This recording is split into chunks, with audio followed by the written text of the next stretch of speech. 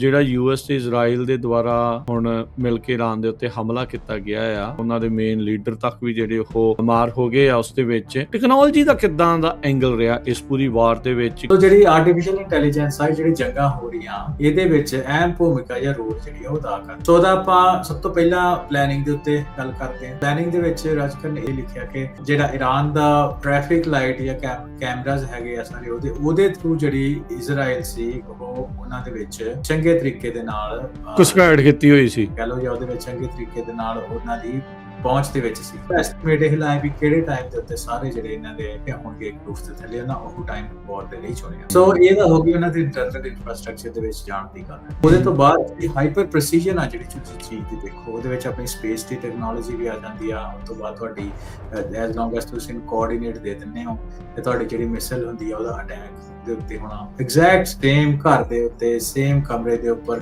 ਇੰਨੀ ਜ਼ਿਆਦਾ ਜਿਹੜੀ ਪ੍ਰੀਸੀਜਨ ਆ ਉਹ ਉਹਦੇ ਤੇ ਐਗਜ਼ਿਸਟ ਕਰਦੀ ਹੈ। ਉਸ ਤੋਂ ਬਾਅਦ ਵੈਪਨਰੀ ਦੀ ਗੱਲ ਹੋਈ ਤੇ ਜਿਹੜੀ ਅਗਲੇ ਦੋ ਸਪੇਸ ਹੈਗੇ ਉਹ ਸਾਈਬਰ ਦੇ ਵਿੱਚ ਰਾਜਕਰਨ ਹੈਗਾ ਕਿ ਸਭ ਤੋਂ ਪਹਿਲਾਂ ਤੇ ਤੁਸੀਂ ਦੇਖੋ ਵੀ ਹਰ ਇੱਕ ਚੀਜ਼ ਅੱਜ ਦੇ ਸਮੇਂ ਦੇ ਵਿੱਚ ਇੰਟਰਨੈਟ ਨਾਲ ਕਨੈਕਟਡ ਆ। ਤੁਹਾਡੀ ਡਿਵਾਈਸਿਸ ਕਨੈਕਟਡ ਆ, ਤੁਹਾਡੇ ਫੋਨ ਕਨੈਕਟਡ ਆ। ਉਹਦੇ ਵਿੱਚ ਤੁਸੀਂ ਟਰੈਕਿੰਗ ਤੋਂ ਲੈ ਕੇ ਲਿਸਨਿੰਗ, ਹਨਾ, ਜਸੂਸੀ ਹੋ ਗਈ, ਸਭ ਸਾਈਬਰ ਦੇ ਥਰੂ। ਤੇ ਦੂਸਰੀ ਚੀਜ਼ ਹੈ ਕਿ ਤੁਹਾਡਾ ਕ੍ਰਿਟੀਕਲ ਇਨਫਰਾਸਟ੍ਰਕਚਰ, ਉਹ ਵੀ ਸਾਰਾ ਦਾ ਸਾਰਾ ਆਨਲਾਈਨ ਹੈਗਾ। ਤਾਂ ਉਹਦੇ ਵਿੱਚ ਇਹ ਹੈ ਕਿ ਜਿਹੜੀ ਕੰਟਰੀਜ਼ ਇੱਕ ਦੂਜੇ ਨਾਲ ਵਾਰ ਦੇ ਉੱਤੇ ਹੁੰਦੀਆਂ, ਉਹਨਾਂ ਦੇ ਕ੍ਰਿਟੀਕਲ ਇਨਫਰਾਸਟ੍ਰਕਚਰ ਨੂੰ ਸਾਈਬਰ ਅਟੈਕਸ ਦੇ ਰਾਹੀਂ ਨਿਸ਼ਾਨਾ ਬਣਾਉਂਦੀਆਂ ਨੇ। ਤੇ ਅਗਲੀ ਚੀਜ਼ ਹੈਗੀ ਜਿਹੜੀ ਕਾਊਂਟਰ ਇੰਟੈਲੀਜੈਂਸ। ਤਾਂ ਇਹ ਜਿਹੜੇ ਕਾਫੀ ਜਿਹੜੇ ਫਰੰਟਸ ਆ ਦੇ ਵਿੱਚ ਟੈਕਨੋਲੋਜੀ ਨੂੰ ਵਰਤ ਕੇ ਜਿਹੜੀ ਇਰਾਨ ਵਾਰ ਆ ਲੜੀ ਜਾ ਰਹੀ ਹੈ। ਤੁਸੀਂ ਇੱਥੇ ਸੋਸ਼ਲ ਮੀਡੀਆ ਦੀ ਹਰਵਿੰਦਰ ਨਾਲ ਗੱਲ ਕੀਤੀ ਸੀਗੀ ਵੀ ਉਹ ਕਿੱਦਾਂ ਦਾ ਇੰਪੈਕਟ ਜਿਹੜਾ ਉਹ ਪਾਉਂਦਾ ਆ। ਸੋ ਆਪਾਂ ਦੇਖ ਰਹੇ ਆ first casualty of war is always the truth. AI generated videos, ਇਹ ਇਦਾਂ ਦੀਆਂ ਨਕਲੀ ਜਾਂ ਪੁਰਾਣੀਆਂ ਫੁਟੇਜ ਉਸੇ ਨੂੰ ਜਿਹੜਾ ਉਹ ਸ਼ੋਅ ਕਰੀ ਜਾਣਾ, ਉਹ ਸਾਰਾ ਕੁਝ ਜਿਹੜਾ ਉਹ ਹੋਣਾ, ਇਹਦਾ ਸੋਸ਼ਲ ਮੀਡੀਆ ਦਾ ਇੰਪੈਕਟ ਕਿੱਦਾਂ ਆਪਾਂ ਦੇਖ ਰਹੇ ਆ ਇਸ ਵਾਰ ਦੇ ਸੰਦਰਭ ਦੇ ਵਿੱਚ? ਜੇ ਆਪਾਂ ਦੇਖਾਂ ਦੋ ਤਰੀਕੇ ਰਾਜ ਕਰਨੇ ਵੇਖੋ। ਇੱਕ ਤਾਂ ਤੁਸੀਂ ਦੱਸਿਆ ਹੀ ਆ ਕਿ ਜੀਓ ਪੋਜੀਸ਼ਨਿੰਗ, ਜਿਹੜੇ ਫੌਜੀ ਆ ਉਹਨਾਂ ਵੀਡੀਓ ਪਾਈਆਂ ਉਸੇ ਹੋਟਲ ਦੇ ਉੱਤੇ ਆ ਕੇ ਮਿਸਾਈਲ ਜਿਹੜੀ ਉਹ ਡਿੱਗਦੀ ਹੈ ਮਿਸਾਈਲ। ਦੂਸਰੀ ਚੀਜ਼ ਹੈਗੀ ਹੈ ਰਾਜਕਰਨ ਕਿ ਅਸੀਂ ਖਾਸ ਤੌਰ ਦੇ ਉੱਤੇ ਜਿਹੜਾ ਇਜ਼ਰਾਈਲ ਦੀ ਜਿਹੜੀ ਵਾਰ ਹੋਈ 7 ਅਕਤੂਬਰ ਤੋਂ ਬਾਅਦ, ਪੈਲਸਟੀਨ ਤੇ ਇਜ਼ਰਾਈਲ ਦਾ ਜਿਹੜਾ ਕਨਫਲਿਕਟ ਸੀ, ਉਹਦੇ ਵਿੱਚ ਆਪਾਂ ਨੈਰੇਟਿਵ ਬਿਲਡਿੰਗ, ਨੈਰੇਟਿਵ ਸ਼ਿਫਟਿੰਗ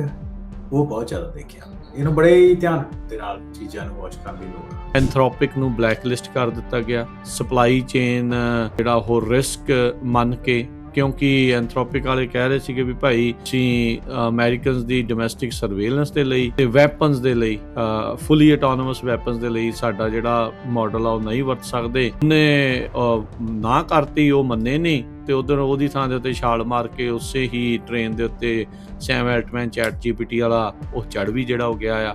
ਅੱਜ ਜਦੋਂ ਆਪਾਂ ਹੁਣ ਗੱਲ ਕਰ ਰਹੇ ਹਾਂ ਤੇ ਐਂਥਰੋਪਿਕ ਨੇ ਲਾਸੂਟ ਹਰਵਿੰਦਰ ਦਰਜ ਕਰ ਦਿੱਤਾ ਹੈ ਟਰੰਪ ਪ੍ਰਸ਼ਾਸਨ ਦੇ ਉੱਤੇ, ਪੈਂਟਾਗਨ ਦੇ ਵਿੱਚ ਬਲੈਕ ਲਿਸਟ ਕਰਨ ਤੋਂ ਬਾਅਦ ਸਪਲਾਈ ਚੇਨ ਰਿਸਕ ਨੂੰ ਜਿਹੜਾ ਉਹ ਲੈ ਕੇ।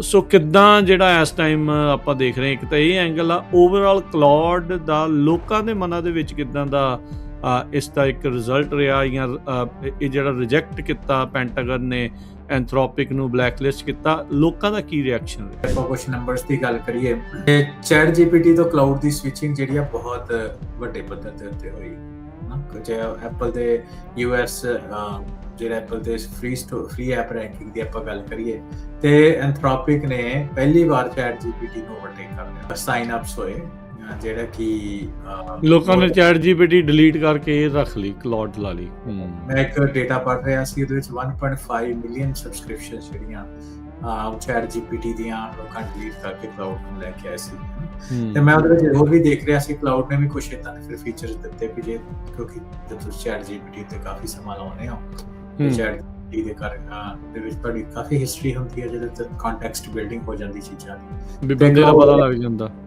ਹਾਂਜੀ, ਕੰਟੈਕਸਟ ਨਾਲ ਕਈ ਵਾਰ ਤੁਸੀਂ ਨਵੀਂ ਕੁਐਰੀ ਪਾਈ, ਉਹਨੇ ਵੇਖਿਆ ਤੁਸੀਂ ਪਹਿਲਾਂ ਉਹਦੇ ਵਿੱਚ ਕੀ ਸਿਮਿਲਰ ਕੁਐਰੀ ਕੀ ਪਾਈ ਹੋਈ ਆ, ਉਹਦੇ ਤੋਂ ਹਨਾ ਚੀਜ਼ਾਂ ਚੈੱਕ ਕੇ ਤੁਹਾਨੂੰ ਪੋਜ਼ਿਟਿਵ ਜਾਂ ਇੰਟੈਲੀਜੈਂਟ ਰਿਜ਼ਲਟ ਜਿਹੜੇ ਦਿੰਦੇ। ਸੋ ਉਹ ਚੀਜ਼ਾਂ ਨੂੰ ਸਾਰਾ ਦਾ ਸਾਰਾ ਡੇਟਾ ਉਹਨੂੰ ਤੁਸੀਂ ChatGPT ਤੋਂ ਚੱਕ ਕੇ ਤੇ ਕਲਾਉਡ ਦੇ ਉੱਤੇ ਕਿੱਦਾਂ ਲੈ ਕੇ ਆਉਣਾ ਵਾ, ਉਹਦੀਆਂ ਪ੍ਰੌਂਪਟਸ ਜਿਹੜੇ ਆ ਕਲਾਉਡ ਵਗੈਰਾ ਉਹ ਦੇ ਰਿਹਾ ਸੀ। ਜਿਹੜੀ ਵੈਬਸਾਈਟ Sikhi2 ਦਾ ਮੈਕਸ ਆ, ਉਹਦੇ ਉੱਤੇ ਹੀ ਆ ਲਿਖਿਆ ਆ get your question answered by Khalsa AI, try it now. So ਇਹ ਆਪਾਂ ਚਲੋ ਪੁੱਛ ਲੈਂਦੇ ਆ। ਉਹਦੇ ਵਿੱਚ ਤੁਸੀਂ ਇਹ ਦੇਖੋ ਹੈ ਨਾ, ਆਮ ਤੌਰ ਦੇ ਉੱਤੇ ਆਪਾਂ ਆਬਜੈਕਟਿਵ ਚੀਜ਼ਾਂ ਦੀ ਸਰਚ ਕਰਦੇ ਆ ਕਿ who is considered king of the ਜੰਗਲ, ਤੇ ਆਨਸਰ ਆ ਜਾਊਗਾ। ਗੁਰਬਾਣੀ ਦੇ ਨਾਲ ਸਾਡੀ ਜਿਹੜੀ ਇੰਟਰੈਕਸ਼ਨ ਆ ਉਹ ਆਬਜੈਕਟਿਵ ਤਰੀਕੇ ਦੀ ਨਹੀਂ ਹੈ। ਜਿਹੜੀ ਇਹਦੇ ਚ ਵੱਡੀ ਧਿਆਨ ਤੁਸੀਂ ਦੇਖੋਗੇ ਵੀ ਇਹਦੇ ਆਨਸਰ ਆ ਗਏ, ਸ਼ਬਦ ਆ ਗਏ ਉਹਦੇ ਸਾਹਮਣੇ ਸਾਡੇ। ਉਹਦਾ ਕਾਰਨ ਇਹ ਆ ਕਿ ਗੁਰਬਾਣੀ ਜਿਹੜੀ ਉਹ ਤੁਹਾਨੂੰ ਕਹਿੰਦੀ ਆ ਕਿ ਤੁਸੀਂ ਐਕਸਪਲੋਰ ਕਰੋ ਚੀਜ਼ਾਂ ਨੂੰ ਵੱਧ ਤੋਂ ਵੱਧ। ਇਹਦੇ ਵਿੱਚ ਤੁਹਾਨੂੰ ਸ਼ਬਦ ਸਾਹਮਣੇ ਆ ਗਏ, how to deal with stress. ਪਹਿਲਾ ਹੈਗਾ ਸ਼ਬਦ ਭਜੋ ਹਰੀ, ਹੈ ਨਾ। ਦੂਸਰਾ ਸ਼ਬਦ ਤੁਸੀਂ ਕਲਿੱਕ ਕਰਦੇ ਹੋ ਕੋਰਸ, ਤੁਹਾਨੂੰ 10 ਗ੍ਰੰਥ ਵਿੱਚ ਸ਼ਬਦ ਤੁਹਾਨੂੰ ਸਾਹਮਣੇ ਆ ਜਾਂਦਾ। ਦੂਸਰਾ ਚੀਜ਼ ਇਹ ਆ ਕਿ ਹੈ ਨਾ, ਆ ਦੇਖੋ ਨਾਲ ਦੀ ਨਾਲ ਤੁਹਾਨੂੰ ਉਸ ਸ਼ਬਦ ਦੀ ਜਾਂ ਉਸ ਲਾਈਨ ਦੀ ਤੁਹਾਨੂੰ ਸਮਰੀ ਥੋੜੀ ਜਿਹੀ ਬਣਾ ਕੇ ਤੁਹਾਡੇ ਸਾਹਮਣੇ ਦਿੰਦਾ। So it goes through the whole process of ਕਿ ਪਹਿਲਾਂ ਤੁਸੀਂ ਸ਼ਬਦ ਪੜ੍ਹਨਾ, ਉਹਨੂੰ ਅੰਡਰਸਟੈਂਡ ਕਰਨ ਦੀ ਕੋਸ਼ਿਸ਼ ਕਰਨੀ ਹੈ, ਦੈਨ ਉਹਦੇ ਤੋਂ ਤੁਹਾਨੂੰ ਆਪਣੇ ਤੌਰ ਦੇ ਉੱਤੇ ਖਾਲਸੇ ਆਈ ਦੇ ਨਾਲ ਕੀ ਸ਼ਬਦ ਦਾ ਤੇ ਉਹਦਾ ਕਨੈਕਸ਼ਨ ਕੀ ਹੋਵੇ ਤੁਹਾਡੀ ਸਟ੍ਰੈਸ ਦਾ ਗੁਰਬਾਣੀ ਦੇ ਹਿਸਾਬ ਦੇ ਨਾਲ, ਉਹ ਤੁਹਾਨੂੰ ਲੈ ਕੇ ਤੁਹਾਡੇ ਸਾਹਮਣੇ ਆਉਂਦਾ। Punjabi radio USA, Punjabi TV USA ਦੀ ਪੇਸ਼ਕਸ਼ ਪੰਜਾਬੀ ਟੈਕ ਟਾਕ ਦੇ ਵਿੱਚ ਆਪ ਸਭ ਦਾ ਸਵਾਗਤ ਹੈ। ਮੈਂ ਰਾਜਕਨਵੀਰ ਸਿੰਘ, ਜੁੜ ਚੁੱਕੇ ਨੇ ਹਰਵਿੰਦਰ ਸਿੰਘ ਕੰਗ। ਆਪ ਸਭ ਨੂੰ, ਹਰਵਿੰਦਰ ਤੁਹਾਨੂੰ ਵੀ ਪਿਆਰ ਭਰੀ ਸਤਿ ਸ੍ਰੀ ਅਕਾਲ, ਜੀ ਆਇਆਂ। ਸਤਿ ਸ਼੍ਰੀ ਅਕਾਲ, ਰਾਜਕਨਵੀਰ ਸਿੰਘ, ਪੰਜਾਬੀ ਰੇਡੀਓ USA ਸੁਣਨ ਵਾਲੇ, ਪੰਜਾਬੀ TV ਵੇਖ ਰਹੇ ਸਾਡੇ ਸਾਰੇ ਮਾਣਕ ਸਰੋਤੇ ਤੇ ਵੀਰਸ ਦਾ ਫਿਰ ਤੋਂ ਨਿੱਘਾ ਜੀ ਆਇਆਂ ਕਹਿੰਦੇ ਆ ਪ੍ਰੋਗਰਾਮ ਪੰਜਾਬੀ ਟੈਕ ਟਾਕ ਦੇ ਵਿੱਚ, ਜਿਹਦੇ ਵਿੱਚ ਅਸੀਂ ਟੈਕਨੋਲੋਜੀ ਦੀ ਗੱਲਾਂ ਬਾਤਾਂ ਕਰਦੇ ਹਾਂ।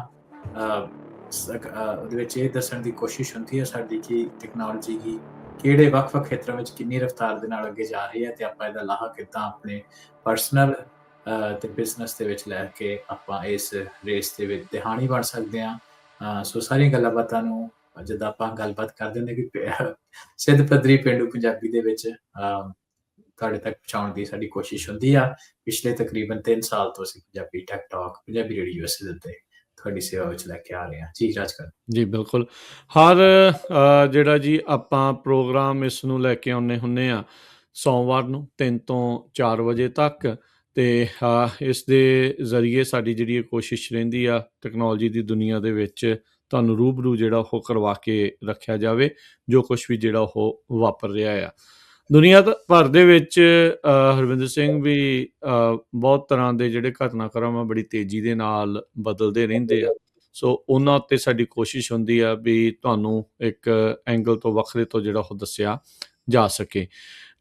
ਹਰਵਿੰਦਰ, ਸ਼ੁਰੂਆਤ ਜਿਹੜੀ ਆਪਾਂ ਈਰਾਨ ਵਾਰ ਨੂੰ ਲੈ ਕੇ ਜਿਹੜੀ ਉਹ ਗੱਲ ਕਰ ਲੈਂਦੇ ਆ, ਜਿਹੜਾ US ਤੇ ਇਜ਼ਰਾਈਲ ਦੇ ਦੁਆਰਾ ਹੁਣ ਮਿਲ ਕੇ ਈਰਾਨ ਦੇ ਉੱਤੇ ਹਮਲਾ ਕੀਤਾ ਗਿਆ ਆ, ਉਹਨਾਂ ਨੂੰ ਕੀਤਾ ਜਾ ਰਿਹਾ ਆ, ਉਹਨਾਂ ਦੇ ਮੇਨ ਲੀਡਰ ਤੱਕ ਵੀ ਜਿਹੜੇ ਉਹ ਮਾਰ ਹੋ ਗਏ ਆ। ਉਸ ਦੇ ਵਿੱਚ ਟੈਕਨੋਲੋਜੀ ਦਾ ਕਿੱਦਾਂ ਦਾ ਐਂਗਲ ਰਿਹਾ ਇਸ ਪੂਰੀ ਵਾਰ ਦੇ ਵਿੱਚ, ਕਿਉਂਕਿ ਸਾਰੀਆਂ 에ਅਰ ਸਟ੍ਰਾਈਕਸ ਜਾਂ ਕੌਣ ਕਿੱਥੇ ਆ ਕਿਵੇਂ ਆ ਜੀਓ ਲੋਕੇਟ ਕਰਕੇ ਜਿਹੜੇ ਇਹ ਹਮਲੇ ਹੋ ਰਹੇ ਆ। ਸੋ ਟੈਕਨੋਲੋਜੀ ਇੱਕ ਬਹੁਤ ਵੱਡਾ ਹਿੱਸਾ ਇਸ ਦੇ ਵਿੱਚ ਰੋਲ ਅਦਾ ਕਰ ਰਹੀ ਹੈ। ਹਾਂਜੀ, ਇਜ਼ਰਾਈਲ ਤੇ ਅਮਰੀਕਾ ਨੇ ਆਪਰੇਸ਼ਨ ਫਿਊਰੀ ਦੇ ਨਾਂ ਦੇ ਉੱਤੇ ਪਿਛਲੇ ਹਫ਼ਤੇ ਈਰਾਨ ਦੇ ਉੱਤੇ ਹਮਲਾ ਕੀਤਾ। ਸੋ ਉਹਦੇ ਕਾਰਨ ਰਾਜਕਨ ਹੁਣ ਤਕਰੀਬਨ ਕਹਿ ਲਓ ਕਿ ਕਾਫੀ ਸਮਾਂ ਹੋ ਗਿਆ। ਕਹਿੰਦੇ ਪਹਿਲਾਂ ਕਾਫੀ ਵਾਰ ਛੋਟੇ ਜਿਹੜੇ ਹਮਲੇ ਈਰਾਨ ਦੇ ਉੱਤੇ ਹੋਏ, ਜਿਹੜੇ ਵੀਕਐਂਡ ਦੇ ਉੱਤੇ ਖਤਮ ਹੋ ਜਾਂਦੇ ਸੀ ਥੋੜੇ ਜਿਹੇ ਬੰਬਾਰੀ ਤੋਂ ਬਾਅਦ, ਪਰ ਇਹ ਫੁੱਲ ਫਲੈਜ ਵਾਰ ਤੇ ਜਿਹੜੀ ਆ ਉਹ ਸਾਡੇ ਸਾਹਮਣੇ ਆਈ ਆ। ਹੁਣ ਉਹਦੇ ਕਾਰਨ ਕੀ ਆ, ਉਹ ਤਾਂ ਜਿਹੜੇ ਲੋਕ ਜੀਓਪੋਲਿਟਿਕਸ ਨੂੰ ਸਮਝਦੇ ਆ ਤੇ ਉਹਦੇ ਬਾਰੇ ਹੈ ਨਾ ਉਹ ਬਿਹਤਰ ਗੱਲ ਕਰ ਸਕਦੇ ਆ, ਪਰ ਆਪਾਂ ਫੋਕਸ ਜਿਹੜੇ ਆਪਣੀ ਗੱਲਬਾਤ ਰੱਖਣਾ ਉਹ ਟੈਕਨੋਲੋਜੀ ਦੇ ਉੱਤੇ ਰੱਖਣਾ ਹੈ। ਤੇ ਤੁਸੀਂ ਇਹ ਦੇਖੋ ਕਿ ਐਡੀ ਵੱਡੀ ਜਿਹੜੀ ਵਾਰ ਆ ਉਹ ਲੜ ਹੋ ਰਹੀ ਆ, ਪਰ ਜਿਹੜੇ ਅਮਰੀਕਾ ਵਾਲੇ ਪਾਸੋਂ ਆ, ਜਿਹੜੇ ਟੈਕਨੋਲੋਜੀ ਇਜ਼ਰਾਈਲ ਵਾਲੇ ਪਾਸੋਂ ਜਿਹੜੇ ਟੈਕਨੋਲੋਜੀ ਦੇ ਨਾਲ ਲੈਸ ਆ, ਹੁਣ ਤੱਕ 6 ਕਨਫਰਮ ਤੇ 1 ਸਰਵਿਸਮੈਨ ਦੀ ਹੋਰ ਗੱਲਬਾਤ ਕੀਤੀ ਜਾ ਰਹੀ ਕਿ 7 ਜਾਣਿਆਂ ਦੀ ਮੌਤ ਹੋ ਚੁੱਕੀ ਆ ਇਸ ਦੇ ਵਿੱਚ ਜਿਹੜੇ ਪਰ ਇਹ ਥੋੜੀ ਜਿਹੀ ਇਹਨੂੰ ਇਸ ਤਰੀਕੇ ਤੋਂ ਵੀ ਆਪਾਂ ਗੱਲ ਸ਼ੁਰੂ ਕਰ ਸਕਦੇ ਹਾਂ ਕਿ ਪੁਰਾਣੀ ਜਿਹੜੀ ਟ੍ਰੈਡੀਸ਼ਨਲ ਵਾਰ ਹੁੰਦੀਆਂ ਸੀ, ਜਿਸ ਖਾਸ ਤੌਰ ਤੇ ਹਫਤਾ ਹੋ ਗਿਆ ਵਾਰ ਨੂੰ ਚੱਲਦੇ ਆ, ਕੈਜੂਅਲਟੀ ਦਾ ਨੰਬਰ ਸੀ ਉਹ ਬਹੁਤ ਜ਼ਿਆਦਾ ਹੈ, ਰਾਈਟ। ਸੋ ਪਰ ਇਸ ਕੇਸ ਦੇ ਵਿੱਚ ਆਪਾਂ ਦੇਖ ਰਹੇ ਹਾਂ ਕਿ ਕੈਜੂਅਲਟੀ ਜਿਹੜੀ ਆ ਉਹ 10 ਤੋਂ ਘੱਟ ਆ। ਇੰਨੀ ਵੱਡੀ ਵਾਰ ਦੇ ਮਲਟੀ ਕੰਟਰੀਜ਼ ਜਿਹੜੀਆਂ ਉਹਦੇ ਵਿੱਚ ਇਨਵੋਲਵਡ ਆ। ਆਫ ਕੋਰਸ ਅਨਫੋਰਚੂਨੇਟ ਜਿਹੜੀ ਗੱਲ ਹੁੰਦੀ ਆ ਵਾਰ ਦੇ ਵਿੱਚ ਹਮੇਸ਼ਾ ਵੀ ਜਿਹੜੇ ਆਮ ਲੋਕ ਹੁੰਦੇ ਉਹਨਾਂ ਦਾ ਜਾਨੀ ਮਾਲੀ ਨੁਕਸਾਨ ਬਹੁਤ ਜ਼ਿਆਦਾ ਹੁੰਦਾ। ਸੋ ਈਰਾਨ ਦੇ ਵਿੱਚ ਕੁਝ ਜਿਹੜੇ ਨੰਬਰਸ ਆ ਰਹੇ ਆ ਉਹ 1200, ਕੋਈ 1500, ਕੋਈ 2000 ਤੱਕ ਜਿਹੜੇ ਨੰਬਰ ਆ ਵਾਰ ਦੀ ਕੈਜੂਅਲਟੀ ਜਿਹੜੀਆਂ ਦੱਸ ਰਹੇ ਆ। ਸੇਮ ਥਿੰਗ ਉਹਦੇ ਆਸੇ-ਪਾਸੇ ਦੇ ਕੰਟਰੀਜ਼ ਦੇ ਵਿੱਚ ਇਨਕਲੂਡਿੰਗ ਇਜ਼ਰਾਈਲ, ਉਹਦੇ ਵਿੱਚ ਵੀ ਕੁਝ ਕੈਜੂਅਲਟੀ, ਲੋ ਨੰਬਰ ਕੈਜੂਅਲਟੀ ਸਾਨੂੰ ਦੇਖਣ ਨੂੰ ਮਿਲੀਆਂ। ਪਰ ਜਿਹੜੀ ਇਹ ਸਾਰੇ ਹਮਲੇ ਦੀ ਪਲੈਨਿੰਗ ਆ ਨਾ, ਟੈਕਨੋਲੋਜੀ ਦੇ ਵਿੱਚ ਕਿਹਦੇ ਵਿੱਚ ਆਈ। ਇੱਕ ਤਾਂ ਸਾਰੀ ਹਮਲੇ ਦੀ ਪਲੈਨਿੰਗ ਦੇ ਵਿੱਚ ਆਪਾਂ ਟੈਕਨੋਲੋਜੀ ਨੂੰ ਲੈ ਕੇ ਚੱਲਦੇ ਹਾਂ, ਸਰਵੇਲੈਂਸ ਤੇ ਉਹਦੀ ਰਿਟੈਲੀਏਸ਼ਨ, ਤੇ ਰਿਟੈਲੀਏਸ਼ਨ ਤੋਂ ਬਾਅਦ ਜਿਹੜੀ ਅਗਲੀ ਗੱਲ ਇਹ ਹੈ ਕਿ ਜਿਹੜੀ ਟੈਕਨੋਲੋਜੀ ਵਿੱਚ ਆਰਟੀਫਿਸ਼ੀਅਲ ਇੰਟੈਲੀਜੈਂਸ ਦੀ ਜਿਹੜੀ ਵਰਤੋਂ ਹੋ ਰਹੀ ਆ, ਉਹ ਜਿਹੜੀ ਚੀਜ਼ ਆ ਉਹ ਆਪਾਂ ਪਿਛਲੇ ਕੁਝ ਸਾਲਾਂ ਤੋਂ ਲਗਾਤਾਰ ਦੇਖ ਰਹੇ ਹਾਂ।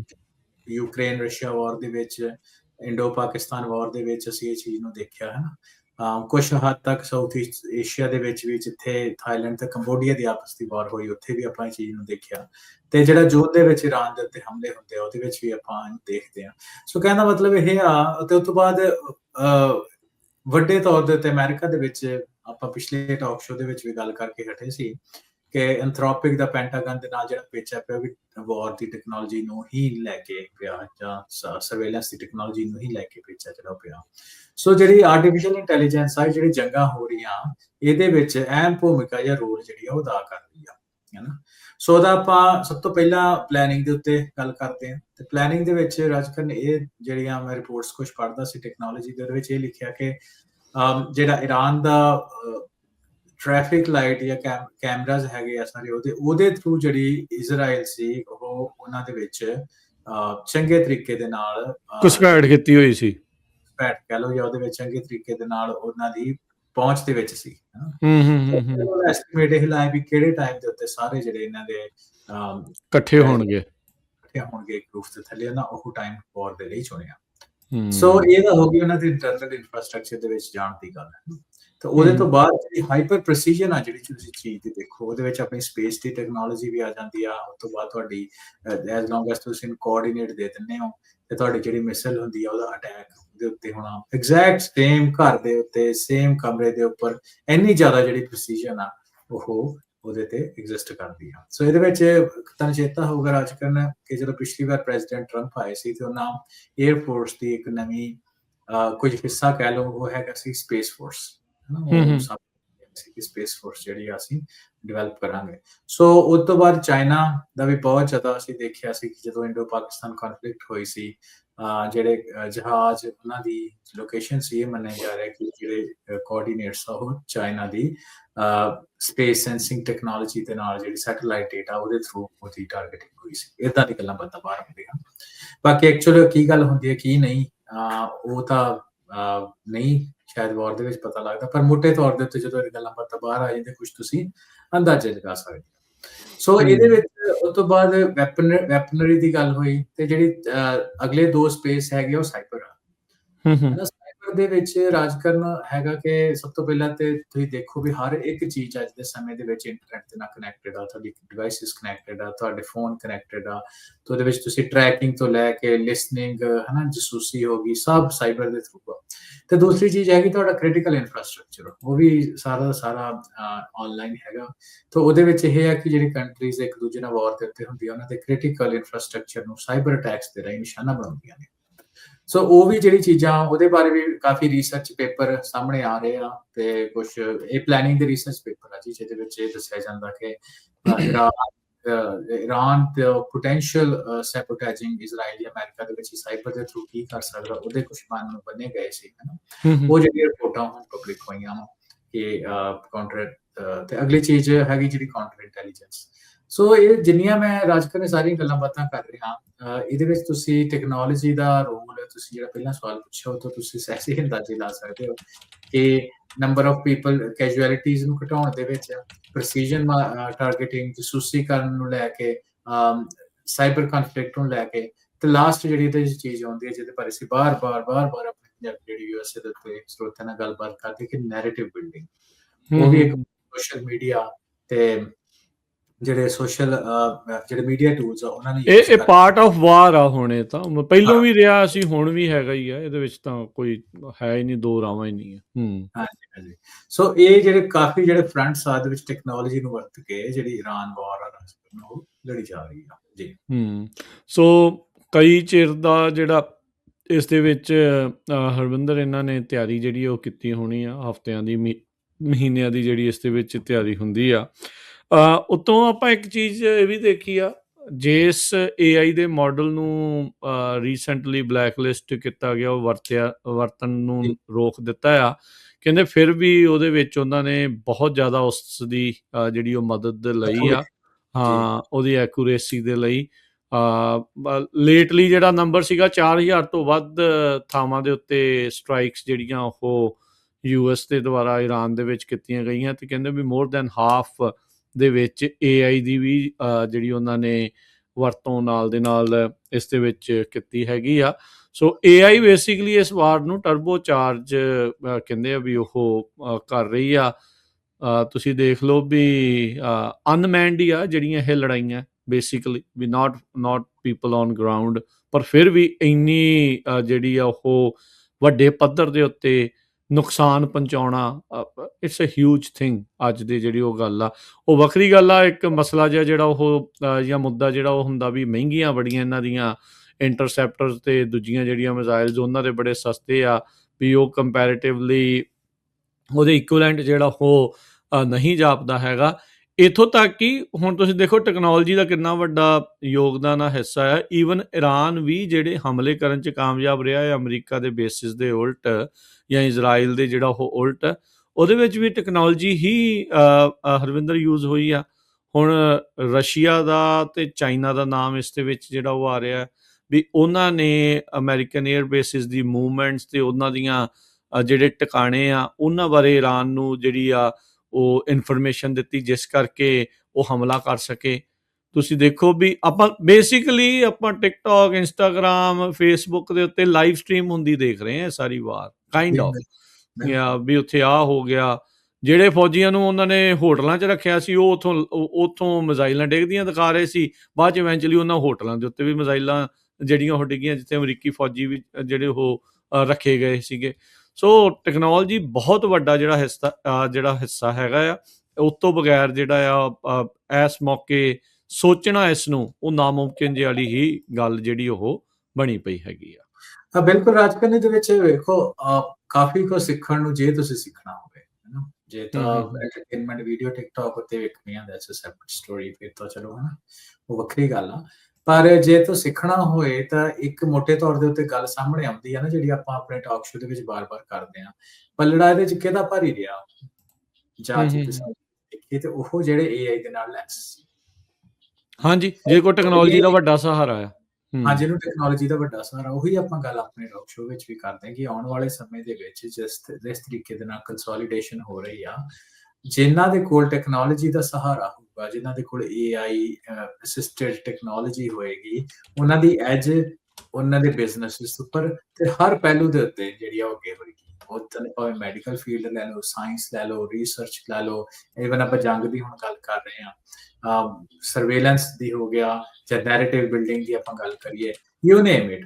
AI ਰਾਜਕਰਨ ਬਾਕੀ ਟੈਕਨੋਲੋਜੀ ਦੇ ਨਾਲੋਂ ਵੱਖਰੀ ਇਸ ਤਰ੍ਹਾਂ ਵਾ ਕਿ AI ਇੱਕ ਇਨਫਰਾਸਟ੍ਰਕਚਰ ਦੇ ਵਾਂਗੂ ਬਿਲਡ ਹੋਈ ਆ, ਕਿ ਜਿਹੜੇ ਸਾਰੇ ਐਗਜ਼ਿਸਟਿੰਗ ਟੈਕਨੋਲੋਜੀ ਨੂੰ ਕਿਸੇ ਨਾ ਕਿਸੇ ਤਰੀਕੇ ਉਹ ਹੈ ਪਾਵਰ ਕਰ ਰਹੀ ਹੈ, ਜਿੱਦਾਂ ਤੁਸੀਂ ਵਰਡ ਯੂਜ਼ ਕੀਤਾ ਕਿ ਟਰਬੋ ਚਾਰਜ ਕਰ ਰਹੀ ਆ, ਰਾਈਟ। ਸੋ ਉਹ ਜਿਹੜੀਆਂ ਚੀਜ਼ਾਂ ਆਪਾਂ ਨੂੰ ਇਸ ਪੱਖੋਂ ਧਿਆਨ ਰੱਖਣ ਦੀ ਲੋੜ ਆ ਕਿ ਜਿਹੜੀ ਆਪਾਂ ਆਪਣੇ ਆਪ ਨੂੰ ਉਸ ਸਮੇਂ ਦੇ ਹਾਣੀ ਬਣਾਈਏ, ਆਪਣੇ ਜਿਹੜੇ ਬਿਜ਼ਨੈਸਿਸ ਆ ਉਹਨਾਂ ਨੂੰ ਆਰਟੀਫੀਸ਼ੀਅਲ ਇੰਟੈਲੀਜੈਂਸ ਵਰਤੋਂ ਕਰਕੇ ਰੋਬਸਟ ਬਣਾਈਏ। ਆਪਾਂ ਦਾ ਜਿਹੜਾ ਇਨਫਰਾਸਟ੍ਰਕਚਰ ਆ ਜਾਂ ਆਪਾਂ ਦੇ ਰੋਜ਼ ਦੇ ਕੰਮਕਾਰ ਹੈਗੇ ਆ, ਉਹਦੇ ਵਿੱਚ AI ਸਾਨੂੰ ਬਹੁਤ ਜ਼ਿਆਦਾ ਹੈਲਪ ਕਰ ਲੈਂਦੀ ਆ। ਤੇ ਨਾਟ ਓਨਲੀ ਕਿ ਆਪਾਂ ਆਪਣਾ ਬਿਜ਼ਨਸ ਵਧਾ ਸਕਦੇ ਹਾਂ ਜਾਂ ਬਿਜ਼ਨਸ ਵਿੱਚ ਦੀ ਐਗਜ਼ੀਕਿਊਸ਼ਨ ਸੌਖੀ ਕਰ ਸਕਦੇ ਹਾਂ, ਇਹਦੇ ਵਿੱਚ ਜਿਹੜਾ ਇੱਕ ਆਪਾਂ ਲੋਕਾਂ ਨੂੰ ਬਹੁਤ ਹੁੰਦੀਆਂ ਨੇ ਕਿ ਯਾਰ ਸਾਡੇ ਕੋਲ ਸਮਾਂ ਨਹੀਂ ਹੈਗਾ। ਕਾਫੀ ਤੁਹਾਡੇ ਏਦਾਂ ਦੇ ਜਿਹੜੇ ਕੰਮ ਆ ਉਹ ਤੁਹਾਡੀ ਹੈਲਪ ਕਰ ਸਕਦੇ, ਤਾਂ ਕਿ ਤੁਸੀਂ ਜਿਹੜਾ ਆਪਣਾ ਸਮਾਂ ਵਾ ਉਹ ਉਸ ਕੰਮਾਂ ਦੇ ਉੱਪਰ ਲਾਓ ਜਿਹਦੇ ਉੱਤੇ ਤੁਸੀਂ ਲਾਉਣਾ ਚਾਹੁੰਦੇ ਹੋ। ਕਈ ਵਾਰ ਆਪਾਂ ਨੂੰ ਨਾ ਆਪਾਂ ਗੱਲਬਾਤ ਕਰਦੇ ਕਿ ਸਾਨੂੰ ਸਮਾਂ ਨਹੀਂ ਮਿਲਦਾ ਕੋਈ ਕੰਮ ਕਰਨ ਨੂੰ। ਸੋ AI ਦੇ ਨਾਲ ਕਾਫੀ ਜਿਹੜੀ ਤੁਹਾਡਾ ਖਾਸ ਤੌਰ ਦੇ ਉੱਤੇ ਰਿਡੰਡੈਂਟ ਟਾਸਕ ਆ ਜਿਹੜੇ ਤੁਹਾਡੇ ਉਹ ਕਾਫੀ ਸੌਖੇ ਹੋ ਜਾਂਦੇ ਆ। ਸੋ ਇਹ ਵਾਰ ਦੇ ਤੋਂ ਆਪਾਂ ਨੂੰ ਬਹੁਤ ਕੁਝ ਸਿੱਖਣ ਨੂੰ ਮਿਲ ਰਿਹਾ ਹੈ ਜੇ ਆਪਾਂ ਲਰਨ ਕਰਨਾ ਹੋਵੇ ਤੇ ਖਾਸ ਤੌਰ ਦੇ ਉੱਤੇ ਜਿਹੜੀ ਅਖੀਰ 'ਚ ਕੁਝ ਗੱਲਾਂ ਕਹੀਆਂ, ਹੁਣ ਆਪਾਂ active as a community active ਵਾਰ ਦੇ ਵਿੱਚ ਤਾਂ ਹੈ ਨਹੀਂ ਕਿਤੇ। ਆਪਾਂ ਨੂੰ ਗੱਲਾਂ ਕੁਛ ਏਦਾਂ ਦੀ ਹੈਗੀਆਂ ਕਿ ਫਿਊਚਰ ਜੇ ਅਸੀਂ ਦੇਖਣਾ ਹੋਏ ਤੇ ਉਹਦੇ ਕਰਕੇ ਆਪਾਂ ਆਰਟੀਫਿਸ਼ੀਅਲ ਇੰਟੈਲੀਜੈਂਸ ਦੀ ਵਰਤੋਂ ਕਰੀਏ ਵੱਧ ਤੋਂ ਵੱਧ, ਤੇ ਨਾਲ ਦੀ ਨਾਲ ਖਾਸ ਤੌਰ ਦੇ ਉੱਤੇ ਜਿਹੜੇ ਅੱਜ ਦੇ ਟਾਈਮ ਦੇ ਵਿੱਚ ਨੈਰੇਟਿਵ ਬਿਲਡਿੰਗ ਸਾਈਬਰ ਬੇਸਡ ਹੈ ਨਾ, ਉਹ ਚੀਜ਼ ਆਪਾਂ ਨੂੰ ਧਿਆਨ 'ਚ ਰੱਖਣ ਦੀ ਖਾਸ ਲੋੜ ਆ ਜੀ। ਸੋ ਇਹ ਜਿਹੜਾ ਡਿਪਾਰਟਮੈਂਟ ਆਫ ਡਿਫੈਂਸ ਹਰਵਿੰਦਰ, ਜੋ ਡਿਪਾਰਟਮੈਂਟ ਕਿ ਆਫ ਹਾਂਜੀ ਉਹ ਨਵਾਂ ਨਾਮ ਲਾਈਕ ਹਾਂ, ਬਟ ਜਿੱਦਾਂ DBA ਨਹੀਂ ਹੁੰਦਾ, doing business as department of defence, DBA department of war, ਵੀ ਉਹ ਚੀਜ਼ ਜਿਹੜੀ ਉਹ ਹੈਗੀ ਆ। ਸੋ ਇਹ ਜਿਹੜੀ ਇੱਕ ਕਹਿ ਲਓ ਵੀ ਇੱਕ ਕੰਪਨੀ ਦੇ ਤੌਰ ਦੇ ਉੱਤੇ ਜਿੱਦਾਂ ਇਹ ਕੰਮ ਕਰਦੇ ਸੀਗੇ ਵੀ ਇੱਥੇ ਆਹ ਚੀਜ਼ਾਂ ਬਣਾਉਣੀਆਂ, ਉਹ ਚੀਜ਼ਾਂ ਬਣਾਉਣੀਆਂ, ਹੁਣ ਉਹਦੇ ਵਿੱਚ AI ਇੰਟੀਗ੍ਰੇਟ ਹੋ ਗਈ। ਆਪਾਂ ਦੱਸਦੇ ਆਏ ਹਾਂ ਵੀ ਸ਼ਾਇਦ ਹੀ ਤੁਹਾਡੇ ਜੀਵਨ ਦਾ ਕੋਈ ਪਹਿਲੂ ਹੋਊਗਾ ਜਿਹਦੇ ਵਿੱਚ AI ਦੀ ਘੁਸਪੈਠ ਜਿਹੜੀ ਉਹ ਨਹੀਂ ਹੋਊਗੀ।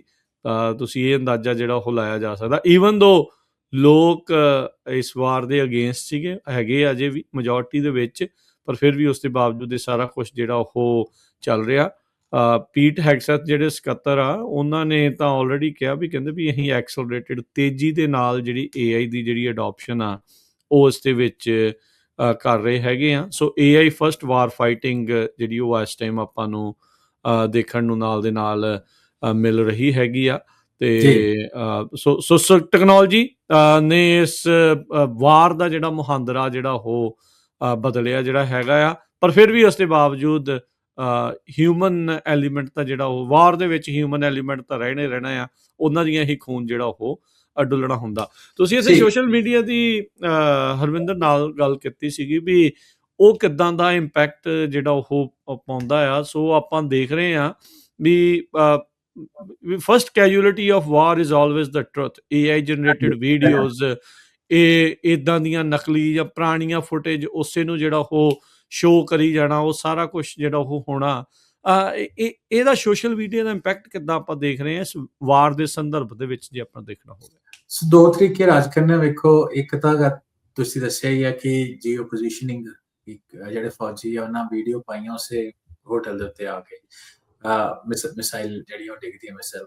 ਸੋ ਇਹ ਚੀਜ਼ ਧਿਆਨ ਰੱਖਣ ਦੀ ਲੋੜ ਆ, ਆਪਾਂ ਨੂੰ ਦੇਖਣ ਦੀ ਲੋੜ ਆ ਕਿ ਇਹ ਇੱਕ ਰੀਅਲ ਟਾਈਮ ਇਨਫੋਰਮੇਸ਼ਨ ਵਾਂਗੂ ਨਹੀਂ ਆ। ਸੋ ਜੋ ਆਨਲਾਈਨ ਆਪਾਂ ਗੱਲ ਕਰਦੇ ਨਾ ਪਹਿਲਾਂ ਵੀ, ਕਿ ਆਨਲਾਈਨ ਜਿਹੜੀ ਇਨਫੋਰਮੇਸ਼ਨ ਪਈ ਆ ਉਹਨੂੰ ਤੁਸੀਂ ਕਿੱਦਾਂ ਯੂਜ਼ ਕਰਨਾ, ਉਹਦਾ ਕਈ ਤਰੀਕੇ। ਇੱਕ ਤਾਂ ਹੈ ਵੀ ਇਕੱਲੀ ਐਂਟਰਟੇਨਮੈਂਟ ਦੇ ਤੌਰ ਤੇ ਯੂਜ਼ ਕਰਨਾ, ਦੂਸਰੀ ਆ ਕਿ ਉਸੇ ਇਨਫੋਰਮੇਸ਼ਨ ਦੇ ਵਿੱਚ ਕਈ ਵਾਰ ਬਹੁਤ ਤੁਹਾਡੀ ਲੋੜੀਂਦੀ ਜਿਹੜੀ ਜਾਣਕਾਰੀ ਉਹ ਪਈ ਹੁੰਦੀ ਆ। ਸੋ ਉਹ ਇੰਟੈਂਟ ਤੇ ਬਹੁਤ ਮੈਟਰ ਕਰਦਾ ਕਿ ਤੁਸੀਂ ਕਿਹੜੇ ਇੰਟੈਂਟ ਦੇ ਨਾਲ ਤੁਸੀਂ ਸੋਸ਼ਲ ਮੀਡੀਆ ਜਾਂ ਕੋਈ ਆਨਲਾਈਨ ਕੋਈ ਇਨਫੋਰਮੇਸ਼ਨ ਜਿਹੜੀ ਆ ਉਹ ਦੇਖ ਰਹੇ ਹੋ।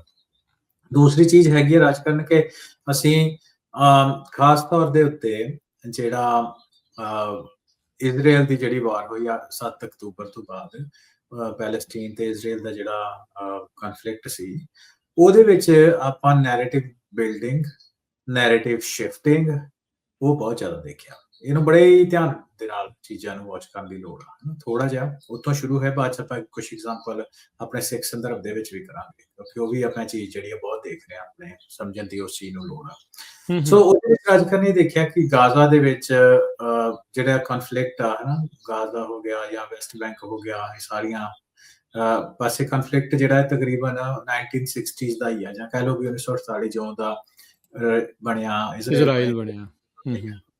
ਪਰ ਉਸ ਤੋਂ ਬਾਅਦ ਜਿਹੜੇ ਇਦਾਂ ਦੇ ਅਟੈਕ ਹੁੰਦੇ ਰਹੇ ਆ, ਪਰ 2023 ਤੋਂ ਬਾਅਦ 7 ਅਕਤੂਬਰ 2023 ਤੋਂ ਬਾਅਦ ਜਦੋਂ ਅਟੈਕ ਹੁੰਦਾ ਵਾ, ਤਾਂ ਉਸ ਤੋਂ ਬਾਅਦ ਰਾਜਕਰਨ ਇਹਦਾ ਜਿਹੜਾ ਸ਼ੇਪ ਆ ਇਹ ਥੋੜੀ ਜਿਹੀ, ਕਿਉਂਕਿ ਲਾਈਵ ਆਪਾਂ ਨੂੰ ਵੀਡੀਓ ਜਾਂ ਲਾਈਵ ਇਨਫੋਰਮੇਸ਼ਨ ਜਿਹੜੀ ਆ ਉੱਥੋਂ ਆਪਾਂ ਨੂੰ ਮਿਲਦੀ ਪਈ ਸੀ, ਤੇ ਉਹਨੇ ਅਮਰੀਕਾ ਦੇ ਲੋਕਾਂ ਦੀ ਪਾਲਿਸੀ ਦੇ ਵਿੱਚ ਕਾਫੀ ਚੇਂਜ ਲੈ ਕੇ ਆਉਂਦਾ, ਥਾਟ ਪ੍ਰੋਸੈਸ ਦੇ ਵਿੱਚ ਕਾਫੀ ਚੇਂਜ ਲੈ ਕੇ ਆਉਂਦਾ।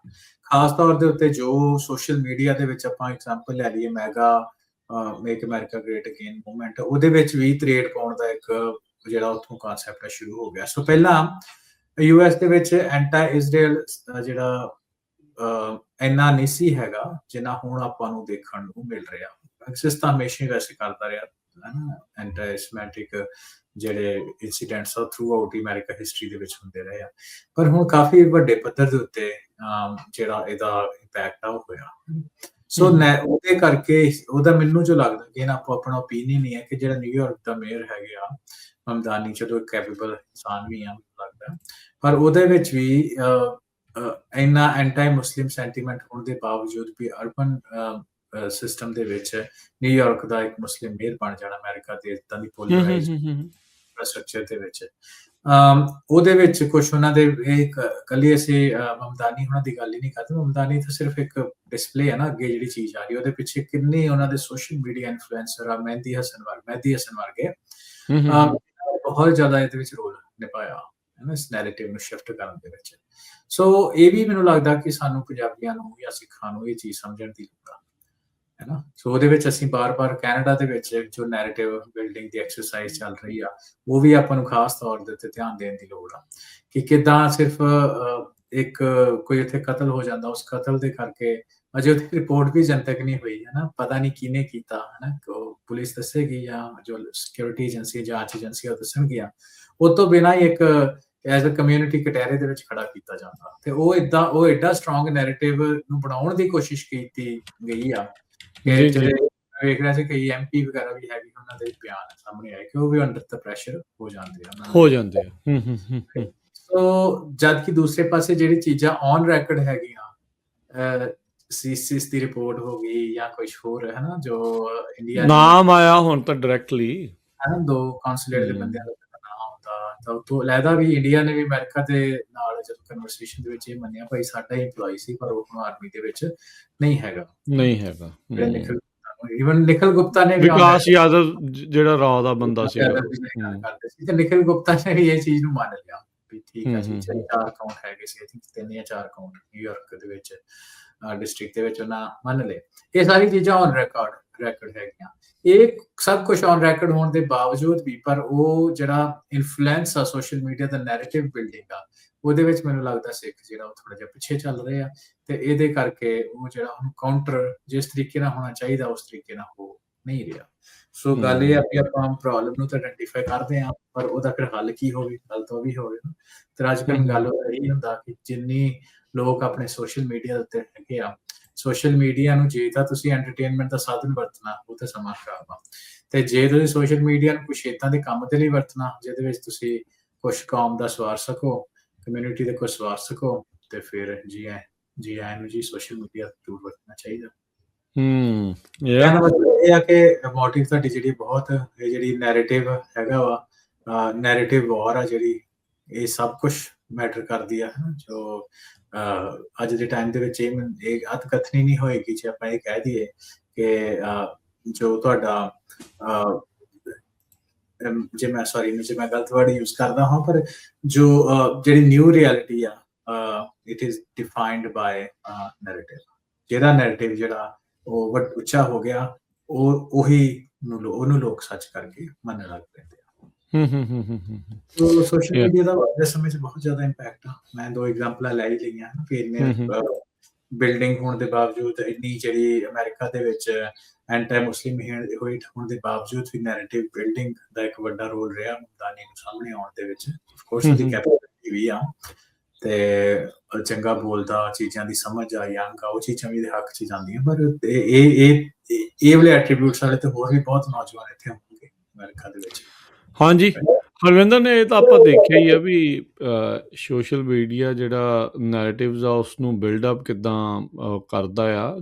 ਕਿਸੇ ਚੀਜ਼ ਦੇ ਅਗੇਂਸਟ ਜਾਂ ਕਿਸੇ ਚੀਜ਼ ਦੇ ਹੱਕ ਦੇ ਵਿੱਚ ਜਦੋਂ ਲੋਕ ਇਕੱਠੇ ਜਿਹੜਾ ਹੋ ਜਾਂਦੇ ਆ, ਤੇ ਉਸ ਦਾ ਪ੍ਰਭਾਵ ਆਪਾਂ ਨੂੰ ਰੀਅਲ ਲਾਈਫ ਦੇ ਵਿੱਚ ਨਜ਼ਰ ਆਉਂਦਾ। ਕਈ ਵਾਰੀ ਗਲਤੀ ਕਿਉਂ ਨਾ ਹੋਵੇ ਕਿਸੇ ਦੀ, ਤੇ ਚਾਹੇ ਉਹਦੇ ਉਲਟ ਗਲਤ ਤਹਿਮਤ ਰਿਊਮਰ ਹੋਵੇ, ਉਹਦਾ ਵੀ ਨੁਕਸਾਨ ਹੋ ਜਾਂਦਾ ਆ।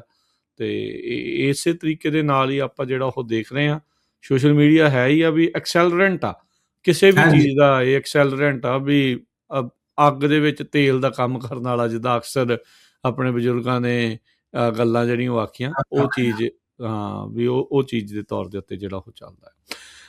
ਹਰਵਿੰਦਰ, ਆਪਾਂ ਇੱਥੇ ਇੱਕ ਬ੍ਰੇਕ ਲੈ ਲੈਂਦੇ ਹਾਂ। ਬ੍ਰੇਕ ਤੋਂ ਬਾਅਦ ਆਪਾਂ ਵਾਪਸ ਮੁੜਦੇ ਹਾਂ ਤੇ ਹੋਰ ਗੱਲਾਂ ਜਿਹੜੀਆਂ ਆ ਉਹ ਕਰਾਂਗੇ। ਐਂਥਰੋਪਿਕ ਵਾਲਾ ਮਸਲਾ ਜਿਹੜਾ ਪੇਚਾ ਪਿਆ ਸੀ, ਉਹ ਕਿੱਥੇ ਆ ਕੇ ਖੜਾ ਆ, ਉਹਦੇ ਬਾਰੇ ਵੀ ਜਿਹੜੀ ਉਹ ਚਰਚਾ ਜਿਹੜੀ ਉਹ ਕਰਦੇ ਆ। ਤੇ ਸਿੱਖੀ ਦੇ ਵਿੱਚ AI ਨੂੰ ਲੈ ਕੇ ਚਰਚਾ ਚੱਲ ਰਹੀ ਆ, ਹੋ ਰਹੀ ਆ। ਆਪਾਂ ਵੀ ਕਰਦੇ ਰਹੇ ਹਾਂ। ਆਪਾਂ ਤੁਹਾਡੇ ਨਾਲ ਉਦੋਂ ਸ਼ੇਅਰ ਵੀ ਕੀਤਾ ਸੀਗਾ ਵੀ ਕਿਸ ਤਰੀਕੇ ਦੇ ਨਾਲ ਜਿਹੜਾ AI ਆ ਆਪਣੇ ਕੋਲੋਂ ਹੀ ਗੁਰਬਾਣੀ ਜਿਹੜੀ ਉਹ ਘੜ ਰਿਹਾ ਸੀਗਾ। ਸੋ ਉਸ ਤੋਂ ਬਾਅਦ ਤੋਂ ਲੈ ਕੇ ਹੁਣ ਤੱਕ ਕੀ ਹੋ ਰਿਹਾ ਤੇ ਕੀ ਕੀਤਾ ਜਾ ਰਿਹਾ ਆ, ਉਹਦੇ ਬਾਰੇ ਵੀ ਆਪਾਂ ਚਰਚਾ ਕਰਦੇ ਹਾਂ। ਮਿਲਦੇ ਹਾਂ ਇੱਕ ਬ੍ਰੇਕ ਤੋਂ ਬਾਅਦ 'ਚ। ਜੀ ਬ੍ਰੇਕ ਤੋਂ ਬਾਅਦ ਇੱਕ ਵਾਰੀ ਫੇਰ ਆਪ ਸਭ ਦਾ ਸਵਾਗਤ ਕਰਦੇ ਹਾਂ ਸੋਤੋ ਪ੍ਰੋਗਰਾਮ ਪੰਜਾਬੀ ਟੈਕ ਟਾਕ। ਮੈਂ ਰਾਜਕਨਵੀਰ ਸਿੰਘ, ਜੁੜੇ ਹੋਏ ਨੇ ਮੇਰੇ ਨਾਲ ਹਰਵਿੰਦਰ ਸਿੰਘ ਕੰਗ। ਹਰਵਿੰਦਰ ਜੀ, ਇੱਕ ਵਾਰੀ ਫੇਰ ਜੀ ਆਇਆਂ ਨੂੰ ਸਵਾਗਤ ਹੈ। ਸਤਿ ਸ਼੍ਰੀ ਅਕਾਲ। ਧੰਨਵਾਦ ਰਾਜਕਨਵੀਰ ਸਿੰਘ ਤੇ ਪੰਜਾਬੀ ਰੇਡੀਓ ਐਸੇ ਸੁਣਨ ਵਾਲੇ ਸਾਡੇ ਸਾਰੇ ਮਾੜੇ ਸਰੋਤੇ ਤੇ ਵਿਊਅਰਸ ਦਾ ਫੇਰ ਤੋਂ ਨਿੱਘਾ ਜੀ ਆਇਆਂ ਛੋਟੀ ਜਿਹੀ ਬ੍ਰੇਕ ਤੋਂ ਬਾਅਦ ਜੀ। ਆਪਾਂ ਹੁਣ ਇਸ ਹਿੱਸੇ 'ਚ ਗੱਲਬਾਤ ਕਰਦੇ ਹਾਂ ਐਂਥਰੋਪਿਕ ਨੂੰ ਲੈ ਕੇ। ਕਲਾਉਡ ਦੀ ਗੱਲ ਆਪਾਂ ਕਿਤੇ ਵੀ ਕਿਸ ਤਰੀਕੇ ਦੇ ਨਾਲ ਈਰਾਨ ਦੀ ਵਾਰ ਦੇ ਵਿੱਚ ਕਲਾਉਡ ਦਾ ਜਿਹੜਾ ਪ੍ਰੈਡਿਕਟਿਵ ਮਾਡਲ ਆ, ਉਹਦਾ AI ਮਾਡਲ ਆ, ਪਲੈਨੇਟੀਰ ਦੇ ਨਾਲ ਮਿਲ ਕੇ ਅਮਰੀਕਨ US ਮਿਲਟਰੀ ਨੇ ਕਾਫੀ ਵੱਡੀ ਜਿਹੜੀ ਉਸਦੀ ਤੇ ਸਫਲਤਾਪੂਰਵਕ ਜਿਹੜੀ ਉਸਦੀ ਵਰਤੋਂ ਇੱਕ ਹਿਸਾਬ ਦੇ ਨਾਲ ਕੀਤੀ ਆ। ਪਰ ਆਪਾਂ ਦੇਖਿਆ ਵੀ ਬੀਤੇ ਦਿਨਾਂ ਦੇ ਵਿੱਚ, ਪਿਛਲੇ ਵੀਕ ਹੀ ਜਦੋਂ ਆਪਾਂ ਇਹ ਗੱਲ ਕਰ ਰਹੇ ਸੀਗੇ ਵੀ ਐਂਥਰੋਪਿਕ ਨੂੰ ਬਲੈਕਲਿਸਟ ਕਰ ਦਿੱਤਾ ਗਿਆ। ਸਪਲਾਈ ਚੇਨ ਜਿਹੜਾ ਉਹ ਰਿਸਕ ਮੰਨ ਕੇ, ਕਿਉਂਕਿ ਐਂਥਰੋਪਿਕ ਵਾਲੇ ਕਹਿ ਰਹੇ ਸੀਗੇ ਵੀ ਭਾਈ ਤੁਸੀਂ ਅਮਰੀਕਨਸ ਦੀ ਡੋਮੈਸਟਿਕ ਸਰਵੇਲੈਂਸ ਦੇ ਲਈ ਤੇ ਵੈਪਨਸ ਦੇ ਲਈ, ਫੁੱਲੀ ਆਟੋਨੋਮਸ ਵੈਪਨਸ ਦੇ ਲਈ ਸਾਡਾ ਜਿਹੜਾ ਮਾਡਲ ਆ ਉਹ ਨਹੀਂ ਵਰਤ ਸਕਦੇ। ਉਹਨੇ ਨਾ ਕਰਤੀ, ਉਹ ਮੰਨੇ ਨਹੀਂ ਤੇ ਉਧਰ ਉਹਦੀ ਥਾਂ ਦੇ ਉੱਤੇ ਛਾਲ ਮਾਰ ਕੇ ਉਸੇ ਹੀ ਟ੍ਰੇਨ ਦੇ ਉੱਤੇ ਸੈਮ ਐਲਟਮੈਨ ਚੈਟ GPT ਵਾਲਾ ਉਹ ਚੜ੍ਹ ਵੀ ਜਿਹੜਾ ਹੋ ਗਿਆ ਆ। ਅੱਜ ਜਦੋਂ ਆਪਾਂ ਹੁਣ ਗੱਲ ਕਰ ਰਹੇ ਹਾਂ ਤੇ ਐਂਥਰੋਪਿਕ ਨੇ ਲਾਸੂਟ ਹਰਵਿੰਦਰ ਦਰਜ ਕਰ ਦਿੱਤਾ ਹੈ ਟਰੰਪ ਪ੍ਰਸ਼ਾਸਨ ਦੇ ਉੱਤੇ ਪੈਂਟਾਗਨ ਦੇ ਵਿੱਚ ਬਲੈਕਲਿਸਟ ਕਰਨ ਤੋਂ ਬਾਅਦ ਸਪਲਾਈ ਚੇਨ ਰਿਸਕ ਨੂੰ ਜਿਹੜਾ ਉਹ ਲੈ ਕੇ। ਸੋ ਕਿੱਦਾਂ ਜਿਹੜਾ ਇਸ ਟਾਈਮ ਆਪਾਂ ਦੇਖ ਰਹੇ ਹਾਂ, ਇੱਕ ਤਾਂ ਇਹ ਐਂਗਲ ਆ ਓਵਰਆਲ ਕਲਾਉਡ ਦਾ ਲੋਕਾਂ ਦੇ ਮਨਾਂ ਦੇ ਵਿੱਚ ਕਿੱਦਾਂ ਦਾ ਇਸ ਦਾ ਇੱਕ ਰਿਜ਼ਲਟ ਰਿਹਾ, ਜਾਂ ਇਹ ਜਿਹੜਾ ਰਿਜੈਕਟ ਕੀਤਾ ਪੈਂਟਾਗਨ ਨੇ ਐਂਥਰੋਪਿਕ ਨੂੰ ਬਲੈਕਲਿਸਟ ਕੀਤਾ, ਲੋਕਾਂ ਦਾ ਕੀ ਰਿਐਕਸ਼ਨ ਰਿਹਾ? ਸੋ ਰਾਜਕਰਨ, ਆਪਾਂ ਆਪਣੇ ਇਹਦੇ ਬਾਰੇ ਟਾਕ ਸ਼ੋਅ ਦੇ ਵਿੱਚ 2 ਹਫ਼ਤੇ ਪਹਿਲਾਂ ਵੀ ਗੱਲ ਕੀਤੀ ਸੀ ਤੇ ਜੋ ਸਾਡੀ ਪ੍ਰੈਡਿਕਸ਼ਨ ਸੀ ਉਹ ਠੀਕ ਹੀ ਨਿਕਲੀ ਨਾ, ਕਿਉਂਕਿ ਸਾਡੇ ਕੋਲ ਪਾਸਟ ਵਿੱਚ ਐਕਸਪੀਰੀਅੰਸ ਹੈਗਾ ਸਿਮਿਲਰ ਚੀਜ਼ ਦਾ। ਡਾਟਾ ਆਪਣੇ ਕੋਲ ਆ। ਹਾਂ, ਡੇਟਾ ਆਪਣੇ ਕੋਲ ਆ। ਡੇਟਾ ਡਰਿਵਨ ਆਪਾਂ ਐਸਟੀਮੇਟ ਲਾ ਸਕਦੇ ਨਾ, ਫਿਊਚਰ 'ਚ ਕੀ ਪਤਾ ਹੁੰਦਾ ਉਹ ਤਾਂ ਨਹੀਂ ਪਤਾ, ਪਰ ਪਿੱਛੇ ਕੀ ਹੋਇਆ ਉਹ ਤੋਂ ਆਪਾਂ ਫਿਊਚਰ ਦਾ ਅੰਦਾਜ਼ਾ ਲਾਇਆ ਜਾ ਸਕਦਾ। ਸੋ ਆਪਾਂ ਐਗਜ਼ਾਮਪਲ ਉਦੋਂ ਵੀ ਲਈ ਸੀ ਕਿ ਜਦੋਂ ਸੈਨ ਬਰਨਾਰਡੀਨੋ ਵਾਲਾ ਇਨਸੀਡੈਂਟ ਹੋਇਆ ਸੀ ਤੇ ਉਹਦੇ ਵਿੱਚ ਐਪਲ ਨੇ ਦਾ ਪੇਚਾ ਪਿਆ ਸੀ ਫੈਡਰਲ ਗਵਰਨਮੈਂਟ ਦੇ ਨਾਲ। ਫੈਡਰਲ ਗਵਰਨਮੈਂਟ ਕਹਿੰਦੀ ਸੀ ਕਿ ਜਿਹੜਾ ਸ਼ੂਟਰ ਆ ਉਹਦਾ ਫੋਨ ਦਾ ਜਿਹੜਾ ਪਾਸਕੋਡ ਆ ਉਹਨੂੰ ਹੈਕ ਕਰਨ ਦਾ ਤਰੀਕਾ ਗਵਰਨਮੈਂਟ ਤੇ ਉਹਨਾਂ ਸ਼ੁਰੂ ਕਰ ਦਿੱਤਾ ਸੀ ਐਪਲ ਨੂੰ, ਤੇ ਐਪਲ ਨੇ ਅੱਗੋਂ ਕਹਿਤਾ ਸੀ ਕਿ ਇਹ ਪ੍ਰਾਈਵੇਸੀ ਪਾਲਿਸੀ ਸਾਡੀ ਇਹਦੇ ਖਿਲਾਫ ਆ, ਇਹ ਆਪਾਂ ਨਹੀਂ ਲੈ ਕੇ ਆਉਣਾ, ਆਪਾਂ ਨਹੀਂ ਕਰ ਸਕਦੇ। ਸੋ ਪਬਲਿਕ ਸਟੈਂਸ ਉਹਨਾਂ ਦੇ ਸੀ। ਉਸ ਤੋਂ ਬਾਅਦ ਆਪਾਂ ਬਹੁਤ ਵੇਖਿਆ ਕਿ ਲੋਕੀ ਦੂਜੇ ਫੋਨਾਂ ਨੂੰ ਡਿਚ ਕਰਕੇ ਐਪਲ ਦੇ ਥਰੂ ਗਏ। ਐਪਲ ਦੀ ਸੇਲ ਜਿਹੜੀ ਹੈ ਬਹੁਤ ਵਧੀ। ਤੇ ਜਦੋਂ ਆ ਕਲਾਉਡ ਵਾਲਾ ਪੈਂਟਾਗਨ ਦੇ ਨਾਲ ਚੱਕਰ ਪਿਆ ਸੀ ਔਨ ਦ ਗਰਾਊਂਡਸ ਕਿ ਐਪਲ ਆਪਸ਼ਨ ਨਾ ਕਲਾਉਡ ਜਿਹੜੀ 2 ਗੱਲਾਂ ਕੰਡੀਸ਼ਨ ਤੁਸੀਂ ਦੱਸੀਆਂ ਉਹਦੇ ਕਰਕੇ ਉਹ ਕਹਿੰਦੇ ਸੀ ਕਿ ਆਪਾਂ ਪੈਂਟਾਗਨ ਦੇ ਨਾਲ ਨਹੀਂ ਕੋਆਰਡੀਨੇਟ ਕਰਾਂਗੇ, ਆਪਾਂ ਆਪਣਾ ਸੋਲੂਸ਼ਨ ਆ ਜਾਂ ਆਪਣੀ ਟੈਕਨੋਲੋਜੀ ਉਹਨਾਂ ਦੇ ਨਾਲ ਨਹੀਂ ਸ਼ੇਅਰ ਕਰਾਂਗੇ ਜਿੰਨਾ ਚਿਰ ਤੱਕ ਇਹ 2 ਚੀਜ਼ਾਂ ਨੂੰ ਲੈ ਕੇ ਅੱਗੇ ਨਹੀਂ ਆਉਂਦਾ ਜੀ। ਸੋ ਉਹਦੇ ਕਰਕੇ ਰਾਜਕਰਨ ਦੇਖੋ ਜਿਹੜੀਆਂ ਇਹ ਕਮਿਊਨਿਟੀ ਹੈਗੀਆਂ ਖਾਸ ਤੌਰ ਤੇ ਵੈਸਟ ਦੇ ਵਿੱਚ, ਇਹਦੇ ਵਿੱਚ ਅਜੇ ਵੀ ਲੋਕਾਂ ਦਾ ਬਹੁਤ ਜ਼ਿਆਦਾ ਜਿਹੜਾ ਧਿਆਨ ਆ ਐਟਲੀਸਟ ਪਰਸਪੈਕਟਿਵ ਦੇ ਹਿਸਾਬ ਦੇ ਨਾਲ ਉਹ ਹੈਗਾ ਵਾ ਸਵਰੈਨਿਟੀ ਤੇ ਫ੍ਰੀ ਥਿੰਕਿੰਗ ਵਾਲੀ ਸੋਚ ਦੇ ਨਾਲ। ਗਵਰਨਮੈਂਟਸ ਕੋਲ ਉਹ ਇੰਨੀਆਂ ਪਾਵਰ ਜਿਹੜੀਆਂ ਦੇਣੀਆਂ ਨਹੀਂ ਚਾਹੁੰਦੇ। ਸੋ ਉਹਦਾ ਇੰਪੈਕਟ ਅਸੀਂ ਸਾਹਮਣੇ ਦੇਖਿਆ ਕਿ ਜੇ ਆਪਾਂ ਕੁਝ ਨੰਬਰਸ ਦੀ ਗੱਲ ਕਰੀਏ ਤੇ ਚੈਟ GPT ਤੋਂ ਕਲਾਉਡ ਦੀ ਸਵਿਚਿੰਗ ਜਿਹੜੀ ਆ ਬਹੁਤ ਵੱਡੇ ਪੱਧਰ ਦੇ ਉੱਤੇ ਹੋਈ। ਜੇ ਐਪਲ ਦੇ US ਜਿਹੜਾ ਐਪਲ ਦੇ ਫ੍ਰੀ ਐਪ ਰੈਂਕਿੰਗ ਦੀ ਆਪਾਂ ਗੱਲ ਕਰੀਏ ਤੇ ਐਂਥਰੋਪਿਕ ਨੇ ਪਹਿਲੀ ਵਾਰ ਚੈਟ GPT ਨੂੰ ਓਵਰਟੇਕ ਕਰ ਲਿਆ। ਸਾਈਨ ਅਪਸ ਹੋਏ ਜਿਹੜਾ ਕਿ ਲੋਕਾਂ ਨੇ ਚੈਟ GPT ਡਿਲੀਟ ਕਰਕੇ ਰੱਖ ਲਈ, ਕਲਾਉਡ ਲਾ ਲਈ। ਮੈਂ ਇੱਕ ਡੇਟਾ ਪੜ੍ਹ ਰਿਹਾ ਸੀ, ਉਹਦੇ ਵਿੱਚ 1.5 ਮਿਲੀਅਨ ਸਬਸਕ੍ਰਿਪਸ਼ਨ ਜਿਹੜੀਆਂ ਚੈਟ GPT ਦੀਆਂ ਲੋਕਾਂ ਡਿਲੀਟ ਕਰਕੇ ਕਲਾਉਡ ਨੂੰ ਲੈ ਕੇ ਆਏ ਸੀ। ਤੇ ਮੈਂ ਉਹਦੇ ਵਿੱਚ ਹੋਰ ਵੀ ਦੇਖ ਰਿਹਾ ਸੀ ਕਲਾਉਡ ਨੇ ਵੀ ਕੁਝ ਏਦਾਂ ਦੇ ਫਿਰ ਫੀਚਰਸ ਦਿੱਤੇ ਕਿ ਜੇ ਕਿਉਂਕਿ ਜਦੋਂ ਚੈਟ GPT ਉੱਤੇ ਕਾਫੀ ਸਮਾਂ ਲਾਉਂਦੇ ਹੋ ਤੇ ਚੈਟ GPT ਦੇ ਵਿੱਚ ਤੁਹਾਡੀ ਕਾਫੀ ਹਿਸਟਰੀ ਹੁੰਦੀ ਹੈ ਜਿਹਦੇ ਤੇ ਕੰਟੈਕਸਟ ਬਿਲਡਿੰਗ ਹੋ ਜਾਂਦੀ ਚੀਜ਼ਾਂ ਦੀ, ਵੀ ਬੰਦੇ ਦਾ ਪਤਾ ਲੱਗ ਜਾਂਦਾ। ਹਾਂਜੀ, ਕੰਟੈਕਸਟ ਨਾਲ ਕਈ ਵਾਰ ਤੁਸੀਂ ਨਵੀਂ ਕੁਐਰੀ ਪਾਈ, ਉਹਨੇ ਵੇਖਿਆ ਤੁਸੀਂ ਪਹਿਲਾਂ ਉਹਦੇ ਵਿੱਚ ਕੀ ਸਿਮਿਲਰ ਕੁਐਰੀ ਕੀ ਪਾਈ ਹੋਈ ਆ, ਉਹਦੇ ਤੋਂ ਹਨਾ ਚੀਜ਼ਾਂ ਚੈੱਕ ਕੇ ਤੁਹਾਨੂੰ ਪੋਜ਼ਿਟਿਵ ਜਾਂ ਇੰਟੈਲੀਜੈਂਟ ਰਿਜ਼ਲਟ ਜਿਹੜੇ ਤੁਹਾਨੂੰ ਦੇ ਦਿੰਦਾ। ਸੋ ਉਹ ਚੀਜ਼ਾਂ ਨੂੰ ਸਾਰਾ ਦਾ ਸਾਰਾ ਡੇਟਾ ਉਹਨੂੰ ਤੁਸੀਂ ਚੈਟ GPT ਤੋਂ ਚੱਕ ਕੇ ਤੇ ਕਲਾਉਡ ਦੇ ਉੱਤੇ ਕਿੱਦਾਂ ਲੈ ਕੇ ਆਉਣਾ ਵਾ, ਉਹਦੀਆਂ ਪ੍ਰੌਂਪਟਸ ਜਿਹੜੇ ਆ ਕਲਾਉਡ ਵਗੈਰਾ ਉਹ ਦੇ ਰਿਹਾ ਸੀ। ਸੋ ਕਹਿਣ ਦਾ ਭਾਵ ਇਹ ਆ ਕਿ ਜਨਵਰੀ ਤੋਂ ਲੈ ਕੇ ਹੁਣ ਤੱਕ ਜਿਹੜੇ ਪੇਡ ਸਬਸਕ੍ਰਾਈਬਰਸ ਆ ਰਾਜਕਨ ਕਲਾਊਡ ਤੇ ਉਹ ਡਬਲ ਹੋ ਗਏ। ਹੂੰ ਸੋ ਇਹ ਇੱਕ ਵੱਡੀ ਚੀਜ਼ ਆ, ਹੈ ਨਾ। ਇਹ ਆਪਾਂ ਉਦੋਂ ਵੀ ਕਿਆਸ ਕੀ ਕਾਈਂਡ ਆਫ ਜਿਹੜਾ 200 ਮਿਲੀਅਨ ਦਾ ਇਹਨਾਂ ਨੂੰ ਨੁਕਸਾਨ ਹੋਣਾ ਸੀ, ਉਹ ਤਾਂ ਫਿਰ ਕਵਰ ਹੋ ਹੀ ਜਾਣਾ ਇਹਨਾਂ ਦਾ ਜਲਦੀ।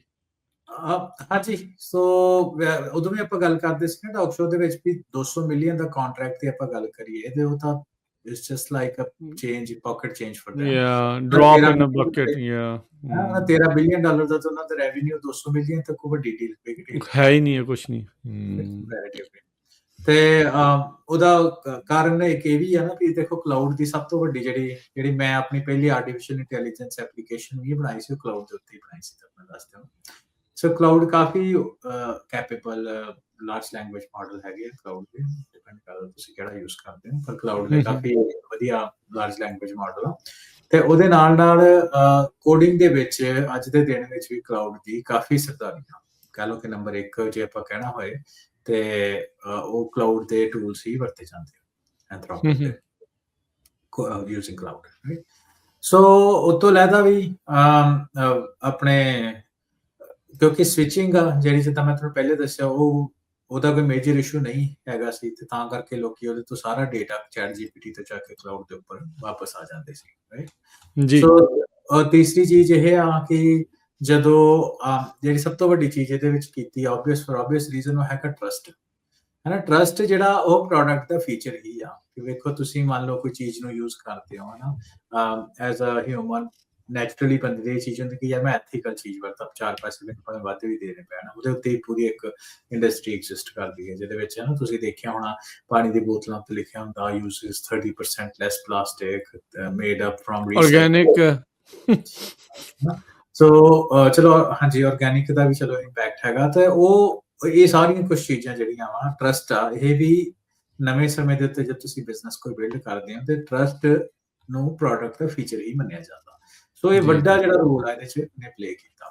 ਅਗਲੀ ਆਪਾਂ ਗੱਲ ਜਿਹੜੀ ਕਰਦੇ ਹਾਂ ਹੈਗੀ ਕਿ ਗਵਰਨੈਂਸ ਦੀ ਟ੍ਰਾਂਸਪੇਰੈਂਸੀ, ਹੈ ਨਾ, ਕਿ ਇਹਨੂੰ ਗਵਰਨ ਕਿੱਦਾਂ ਕਰ ਰਹੇ ਹੋ, ਉਹਦੀ ਬਾਉਂਡਰੀਜ਼ ਕਿੱਥੇ ਆ।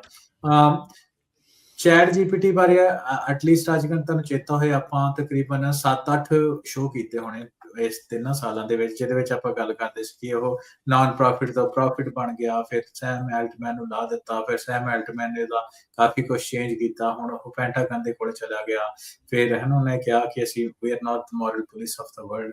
ਉਹਦੇ ਕਰਕੇ ਵੀ ਲੋਕਾਂ ਦਾ ਮਨ ਜਿਹੜਾ ਚੈਟ ਜੀਪੀਟੀ ਤੋਂ ਕੰਪੈਰੀਟਿਵਲੀ ਖੱਟਾ ਹੋ ਗਿਆ। ਤੇ ਫਿਰ ਲਾਇਬਿਲਿਟੀ ਤੇ ਪ੍ਰੈਡਿਕਟੇਬਿਲਿਟੀ, ਉਹਦੀ ਆਪਾਂ ਗੱਲ ਕਰੀਏ ਤੇ ਲੌਂਗ ਟਰਮ ਪ੍ਰੋਡਕਟ ਪਲੇਟਫਾਰਮ ਦੀ ਡਾਇਰੈਕਸ਼ਨ ਦੀ ਆਪਾਂ ਗੱਲ ਕਰੀਏ, ਕੁਛ ਚੀਜ਼ਾਂ ਹੈਗੀਆਂ ਕਿ ਜਿਹਦੇ ਕਰਕੇ ਲੋਕਾਂ ਦਾ ਜਿਹੜਾ ਕਾਫੀ ਜਿਹੜਾ ਇਕੱਲੀ ਮੈਂ ਇੰਡੀਵਿਜੂਅਲਸ ਦੀ ਨਹੀਂ ਗੱਲ ਕਰ ਰਿਹਾ, ਆਰਗੇਨਾਈਜੇਸ਼ਨਲ ਲੈਵਲ ਦੇ ਉੱਤੇ ਵੀ ਜਿਹੜਾ ਉਹਨਾਂ ਦਾ ਕਾਫੀ ਇਹਨਾਂ ਨੂੰ ਮਿਲਿਆ।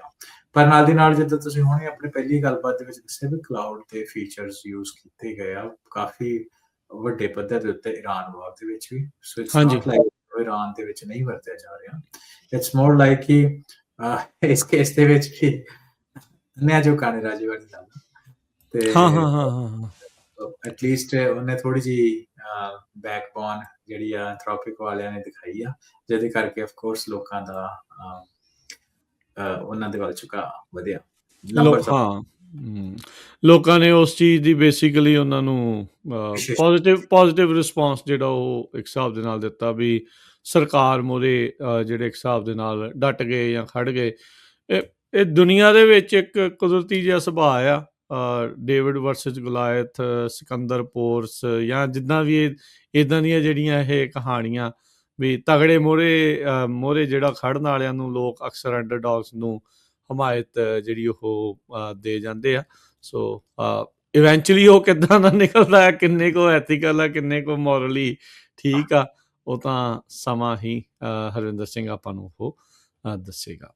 ਇਹ ਵੈਸੇ ਕਈ ਵਾਰ ਜਿਹੜੀ ਆਊਟਰੇਜ ਹੁੰਦੀ ਆ ਇਹ ਮੈਨੂਫੈਕਚਰਡ ਵੀ ਹੁੰਦੀ ਆ ਅੱਜਕੱਲ੍ਹ। ਹਾਂਜੀ ਬਿਲਕੁਲ। ਕਾਫੀ ਵਾਰ ਅਸੀਂ ਪੋਲਿਟਿਕਸ ਦੇ ਵਿੱਚ ਵੇਖਿਆ 2014 ਤੋਂ ਪਹਿਲਾਂ ਜਦੋਂ ਨਰਿੰਦਰ ਮੋਦੀ ਪਾਵਰ ਦੇ ਵਿੱਚ ਆਉਂਦੇ ਉਸ ਤੋਂ ਪਹਿਲਾਂ 10 ਲੱਖ ਰੁਪਈਆ ਹਰ ਇੱਕ ਦੇ ਉਹਦੇ ਵਿੱਚ ਆਊਗਾ, ਕਾਲਾ ਧਨ ਵੀ ਜੁਮਲਾ ਆ, ਕਾਲਾ ਧਨ। ਤੇ ਉਸ ਤੋਂ ਬਾਅਦ ਕਈ ਕੁਛ ਆਊਟਰੇਜ ਪਬਲਿਕ ਦੇ ਵਿੱਚ ਕ੍ਰੀਏਟ ਕੀਤੀ ਗਈ ਸੀ ਨਾ, ਕੇਜਰੀਵਾਲ ਨਾਮ ਲੈ ਕੇ ਆਏ ਸੀ।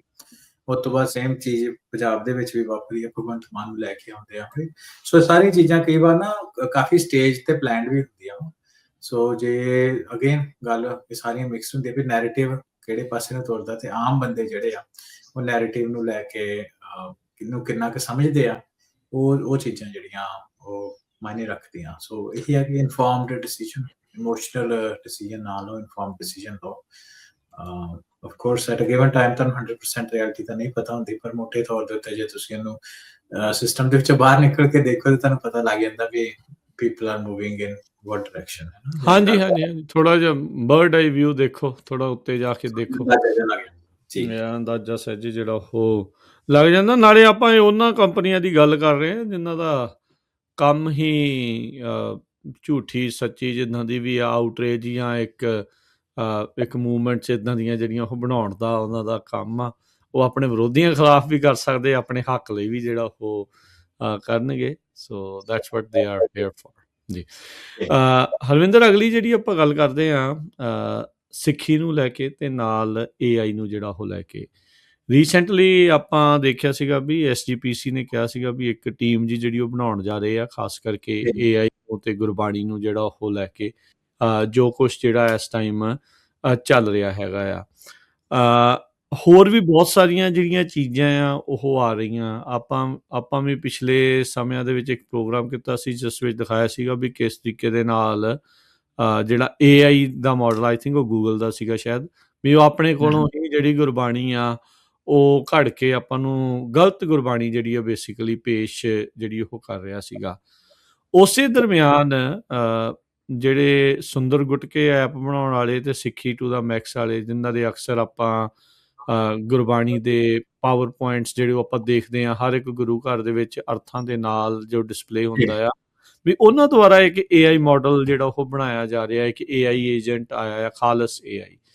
ਸੋ ਇਸ ਸੰਦਰਭ ਦੇ ਵਿੱਚ ਕਿਵੇਂ ਜਿਹੜਾ ਉਸ ਨੂੰ ਦੇਖਿਆ ਜਿਹੜਾ ਉਹ ਜਾਣਾ ਚਾਹੀਦਾ ਹੈ, ਖਾਸ ਕਰਕੇ ਉਦੋਂ ਜਦੋਂ ਸਿੱਖਾਂ ਨੂੰ ਇਸ ਚੀਜ਼ ਦਾ ਟੈਨਸ਼ਨ ਵੀ ਨਾਲ ਦੇ ਨਾਲ ਆ ਵੀ ਕਿੱਦਾਂ ਦੀ ਚੀਜ਼ ਜਾਂ ਕੀ ਚੀਜ਼ ਜਿਹੜੀ ਇਸ ਦੇ ਵਿੱਚ ਪੇਸ਼ ਕੀਤੀ ਜਾ ਰਹੀ ਹੋ ਸਕਦੀ ਹੈ। ਹਾਂਜੀ, ਸੋ ਲੰਘੇ ਵੀਕਐਂਡ ਦੇ ਉੱਤੇ ਆਪਣੇ ਫਰੀਮਾਉਂਟ ਗੁਰਦੁਆਰਾ ਸਾਹਿਬ ਦੇ ਵਿੱਚ ਸਿੱਖੀ ਟੂ ਦਾ ਮੈਕਸ ਨੂੰ ਚਲਾਉਣ ਵਾਲੇ ਜਿਹੜੀ ਆਰਗੇਨਾਈਜੇਸ਼ਨ ਆ, ਜਿਹੜੀ ਤੁਸੀਂ ਹੁਣੇ ਨਾਂ ਲਿਆ, ਸੁੰਦਰ ਗੁਟਕਾ ਐਪ ਉਹਨਾਂ ਦੀ ਹੈਗੀ ਆ।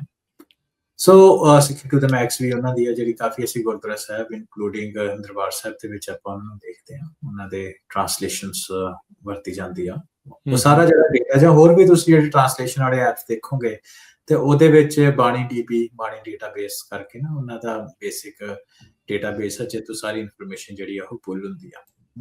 ਸੋ ਉਹਨਾਂ ਦੇ ਜਿਹੜੇ ਮੈਨੇਜਿੰਗ ਡਾਇਰੈਕਟਰ ਆ ਇੰਦਰ ਸਿੰਘ ਹੁਣੀ, ਉਹ ਐਗਜ਼ੈਕਟਿਵ ਡਾਇਰੈਕਟਰ ਆ ਤੇ ਉਹ ਗੁਰਦੁਆਰਾ ਸਾਹਿਬ ਫਰੀਮਾਉਂਟ ਦੇ ਵਿੱਚ ਆਏ।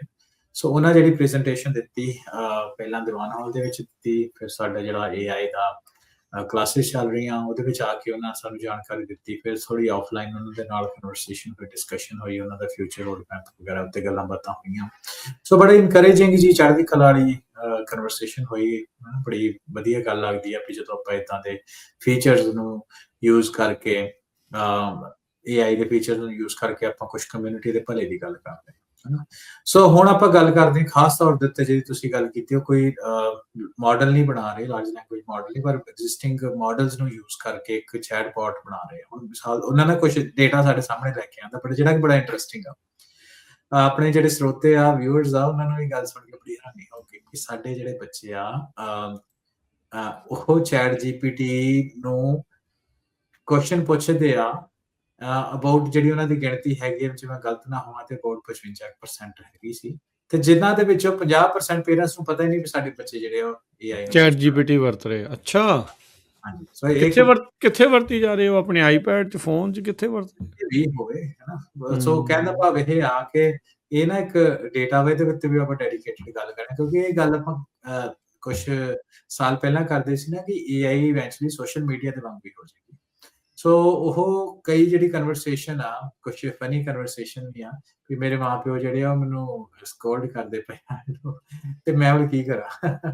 ਸੋ ਇਦਾਂ, ਕਿਉਂਕਿ ਸਾਰੀ ਗੱਲਾਂ ਤੁਸੀਂ ਆਪਣੇ ਪੇਰੈਂਟਸ ਨੂੰ ਨਹੀਂ ਪੁੱਛਦੇ, ਬੱਚੇ ਸਾਰੇ ਅਸੀਂ ਪਤਾ ਆਪਾਂ 100% ਗੱਲਾਂ ਤੇ ਆਪਣੇ ਮਾਪਿਆਂ ਨੂੰ ਨਹੀਂ ਪੁੱਛ ਸਕਦੇ। ਸੋ ਉਹ ਚਲੋ ਉਹ ਇੱਕ ਵੱਖਰੀ ਗੱਲ ਆ ਵੀ ਆਪਾਂ ਸੋਸ਼ਲ ਮੀਡੀਆ ਜਾਂ AI ਟੂਲਸ ਦਾ ਜਿਹੜਾ ਇੰਪੈਕਟ ਆ ਉਹ ਆਪਾਂ ਬੱਚਿਆਂ ਉੱਤੇ ਕਿੱਦਾਂ ਇੰਟਰੋਡਿਊਸ ਕਰਨਾ। ਸੋ ਉਹ ਇੱਕ ਵੱਡੀ ਪ੍ਰੋਬਲਮ ਆ।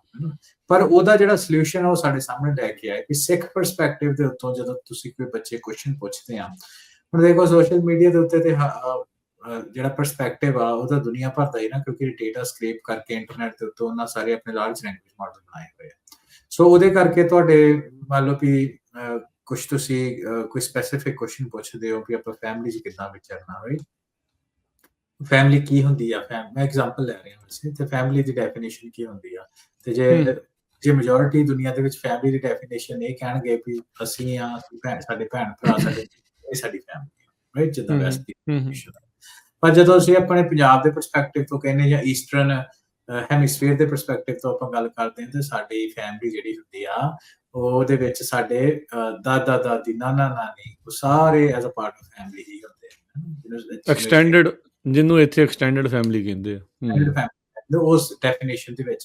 ਸੋ ਜਦੋਂ ਆਪਾਂ AI ਜਾਂ ਦੋਹਾਂ ਤਰ੍ਹਾਂ ਦੇ ਡੇਟਾ ਦੇ ਨਾਲ ਟ੍ਰੇਨ ਹੋਈ ਆ, ਸੋ ਡਿਪੈਂਡ ਕਰਦਾ weight ਕਿਹਦੇ ਜ਼ਿਆਦਾ, ਵਿੱਚ ਆਫ ਕੋਰਸ ਵੈਸਟ ਦੇ ਹੋਣਗੇ। ਤੇ ਜਦੋਂ ਬੱਚੇ ਪੁੱਛਣਗੇ ਕਿ ਮੇਰੀ ਫੈਮਿਲੀ ਕੀ ਹੈ, ਤੇ ਤੁਸੀਂ ਇਹ ਇਮੇਜਿਨ ਕਰੋ ਕਿ ਜ਼ਿਆਦਾ ਉਹਨਾਂ ਨੂੰ ਜਿਹੜਾ ਆਨਸਰ ਆ ਕੀ ਮਿਲੂਗਾ, ਉਹ ਮਿਲੂਗਾ ਮਾਂ ਪਿਓ ਤੇ ਭੈਣ ਭਰਾ। ਸੋ ਪਰ ਇਹ ਜਿਹੜੀ ਗੱਲ ਆ ਉਹ ਠੀਕ ਨਹੀਂ। ਸੇਮ ਚੀਜ਼ ਤੁਸੀਂ ਜਿਹੜੇ ਹੁਣ ਹੈਲੂਸੀਨੇਸ਼ਨ ਦੀ ਗੱਲ ਕੀਤੀ, ਵੀ ਗੁਰਬਾਣੀ ਨੂੰ ਲੈ ਕੇ ਜਦੋਂ ਆਪਾਂ ਗੱਲ ਕਰਦੇ ਹਾਂ, ਤੇ ਹੈਲੂਸੀਨੇਸ਼ਨ ਦੀ ਆਪਾਂ ਤੁਹਾਨੂੰ ਲਾਈਵ ਐਗਜ਼ਾਮਪਲਸ ਉਦੋਂ ਲੈ ਕੇ ਦਿੱਤੀਆਂ ਸੀ। ਸੋ ਉਹ ਕੁਝ ਮਸਲੇ ਨੂੰ ਹੱਲ ਕਰਨ ਦੇ ਵਾਸਤੇ step in a right direction ਕਹਿ ਸਕਦੇ ਹਾਂ, ਜਿਹੜਾ ਇਹਨਾਂ ਇਹ ਚੈਟ ਬੋਟ ਬਣਾਇਆ। ਸੋ ਮੈਨੂੰ ਰਾਜ ਕਰਨੇ ਹੈ ਕਿ ਆਪਾਂ ਉਸ ਚੈਟ ਬੋਟ ਨੂੰ ਆਪਾਂ ਆਪਣੇ ਟਾਕ ਸ਼ੋ ਦੇ ਵਿੱਚ ਵੀ ਆਪਣੇ ਲਾਈਵ ਦੱਸ ਸਕਦੇ ਹਾਂ। ਹਾਂਜੀ, ਆਪਾਂ ਦਿਖਾ ਦਿੰਦੇ ਹਾਂ, ਬਿਲਕੁਲ ਆਪਾਂ ਸ਼ੋਅ ਕਰਦੇ ਹਾਂ। ਸੋ ਮਿਸਾਲ ਦੇ ਤੌਰ ਦੇ ਉੱਤੇ ਕਈ ਵਾਰ ਹੈ ਨਾ, ਬੱਚੇ ਜਿੱਦਾਂ ਤੁਸੀਂ ਦੇਖ ਸਕਦੇ ਹੋ ਸਿੱਖੀ ਟੂ ਦਾ ਮੈਕਸ ਦਾ ਖਾਲਿਸ AI ਚੈਟ ਬੋਟ ਆ, ਤੇ ਇਹਦੇ ਵਿੱਚ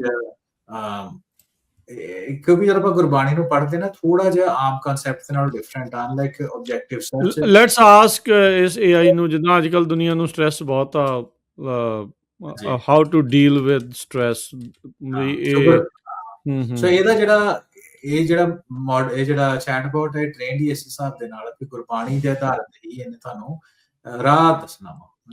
ਹਾਂਜੀ, ਮੈਂ ਇੱਕ ਚੀਜ਼ ਹਰਵਿੰਦਰ ਦੱਸ ਦਿੰਦਾ ਵੀ ਜਿਹੜੀ ਵੈਬਸਾਈਟ ਸਿੱਖੀ ਟੂ ਦਾ ਮੈਕਸ ਆ, ਉਹਦੇ ਉੱਤੇ ਹੀ ਆ ਲਿਖਿਆ ਆ, get your question answered by Khalis AI, try it now. So ਇਹ ਆਪਾਂ ਚਲੋ ਪੁੱਛ ਲੈਂਦੇ ਆ। ਹਾਂਜੀ, ਉੱਦਾਂ ਉਹਨਾਂ ਨੇ ਬਿਲਕੁਲ ਲਿਖਿਆ ਵੀ ਐਕਸਪੈਰੀਮੈਂਟਲ ਫੀਚਰ ਆ, ਜੇ ਤੁਹਾਨੂੰ ਕਿਸੇ ਨੂੰ ਕੁਛ ਲੱਗਦਾ ਵੀ ਕਿਤੇ ਕੁਛ ਗੜਬੜ ਆ ਜਾਂ ਗਲਤ ਆ, ਤਾਂ ਪਲੀਜ਼ ਉਹਨਾਂ ਨੂੰ ਦੱਸੋ ਵੀ। ਹਾਂਜੀ ਹਰਵਿੰਦਰ, ਪਲੀਜ਼ ਕੰਟੀਨਿਊ। ਹਾਂਜੀ, ਸੋ ਉਹਦੇ ਵਿੱਚ ਤੁਸੀਂ ਇਹ ਦੇਖੋ ਹੈ ਨਾ, ਆਮ ਤੌਰ ਦੇ ਉੱਤੇ ਆਪਾਂ ਆਬਜੈਕਟਿਵ ਚੀਜ਼ਾਂ ਦੀ ਸਰਚ ਕਰਦੇ ਹਾਂ ਕਿ who is considered king of the ਜੰਗਲ, ਤੇ ਆਨਸਰ ਆ ਜਾਊਗਾ।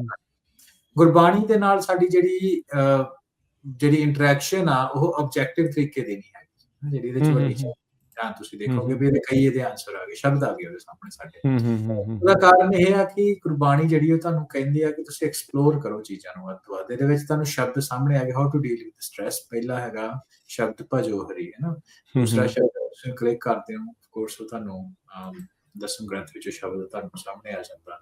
ਦੂਸਰਾ ਚੀਜ਼ ਇਹ ਆ ਕਿ ਹੈ ਨਾ, ਆ ਦੇਖੋ ਨਾਲ ਦੀ ਨਾਲ ਇਹਨੇ ਤੁਹਾਨੂੰ ਉਸ ਸ਼ਬਦ ਦੀ ਜਾਂ ਉਸ ਲਾਈਨ ਦੀ ਤੁਹਾਨੂੰ ਸਮਰੀ ਥੋੜੀ ਜਿਹੀ ਬਣਾ ਕੇ ਤੁਹਾਡੇ ਸਾਹਮਣੇ ਦਿੰਦਾ। So it goes through the whole process of ਕਿ ਪਹਿਲਾਂ ਤੁਸੀਂ ਸ਼ਬਦ ਪੜ੍ਹਨਾ, ਉਹਨੂੰ ਅੰਡਰਸਟੈਂਡ ਕਰਨ ਦੀ ਕੋਸ਼ਿਸ਼ ਕਰਨੀ ਹੈ, ਦੈਨ ਉਹਦੇ ਤੋਂ ਤੁਹਾਨੂੰ ਆਪਣੇ ਤੌਰ ਦੇ ਉੱਤੇ ਖਾਲਿਸ AI ਦੇ ਨਾਲ ਕੀ ਸ਼ਬਦ ਦਾ ਤੇ ਉਹਦਾ ਕਨੈਕਸ਼ਨ ਕੀ ਹੋਵੇ ਤੁਹਾਡੀ ਸਟ੍ਰੈਸ ਦਾ ਗੁਰਬਾਣੀ ਦੇ ਹਿਸਾਬ ਦੇ ਨਾਲ, ਉਹ ਤੁਹਾਨੂੰ ਲੈ ਕੇ ਤੁਹਾਡੇ ਸਾਹਮਣੇ ਆਉਂਦੀ ਹੈ।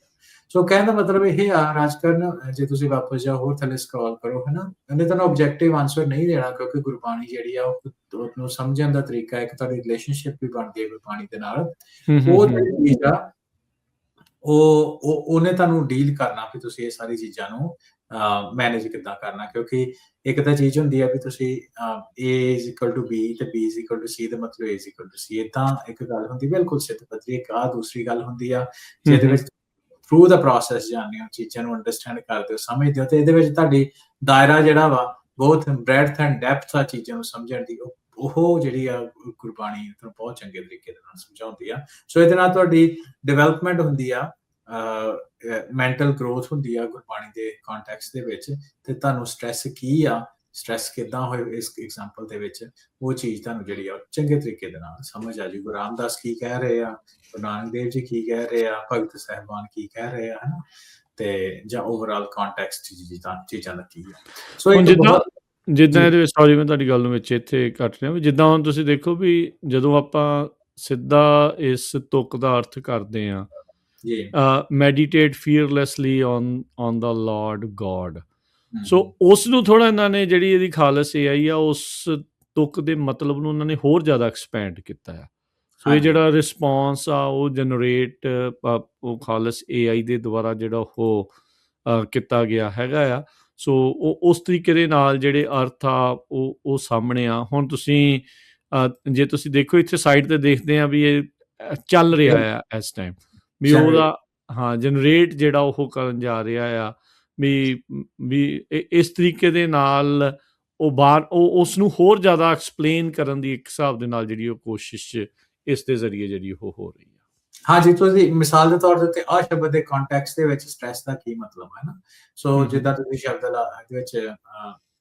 ਰਾਮ ਰਾਮ ਰਾਮ ਜਪ ਰਮਤ ਰਾਮ ਸਹਾਈ when dealing with the stress turn to meditation on Lord's name Ram Ram Ram for he becomes your true help and support by connecting the divine through the guidance of the spiritual teachers you can overcome destructive emotions like anger greed that fuel stress this spiritual practice dissolves doubt and attachments breaking the binding effects of worldly illusions and bringing inner peace is ਸ਼ਬਦ ਦੇ context ਦੇ ਵਿੱਚ ਸੋ ਜਦ ਤੁਸੀਂ ਮੰਨ ਲਓ ਕਿ ਤੁਹਾਨੂੰ ਮਲਟੀਪਲ ਸ਼ਬਦ ਤੁਹਾਡੇ ਸਾਹਮਣੇ ਆ ਤੇ ਉਹਦੇ ਵਿੱਚ ਤੁਸੀਂ ਦੂਸਰਾ ਕੋਈ ਸ਼ਬਦ ਲੈ ਕੇ ਆਉਂਦੇ ਹੋ ਨਾ ਜੇ ਤੁਸੀਂ ਵਾਪਸ ਜਾਂਦੇ ਹੋ ਤੇ ਹੋਰ ਸ਼ਬਦ ਦੇ ਵਿੱਚ ਉਹਦੇ ਜਨਰੇਟ ਕਿਉਂਕਿ ਜਨਰੇਟਿਵ AI ਆ ਤਾਂ ਉਹਨੇ ਉਸ ਸ਼ਬਦ ਦੇ ਕੰਟੈਕਸਟ ਦੇ ਵਿੱਚ ਸਾਸ ਪ੍ਰਭ ਮਨੇ ਸੰਭਾਲੇ ਹੈ ਨਾ ਉਹਦੇ ਵਿੱਚ dealing with the stress find sanctuary in the company of holy people and offer your mind and body to divine remember God is in each and every breath this is constant reminder of completely quench the fire of your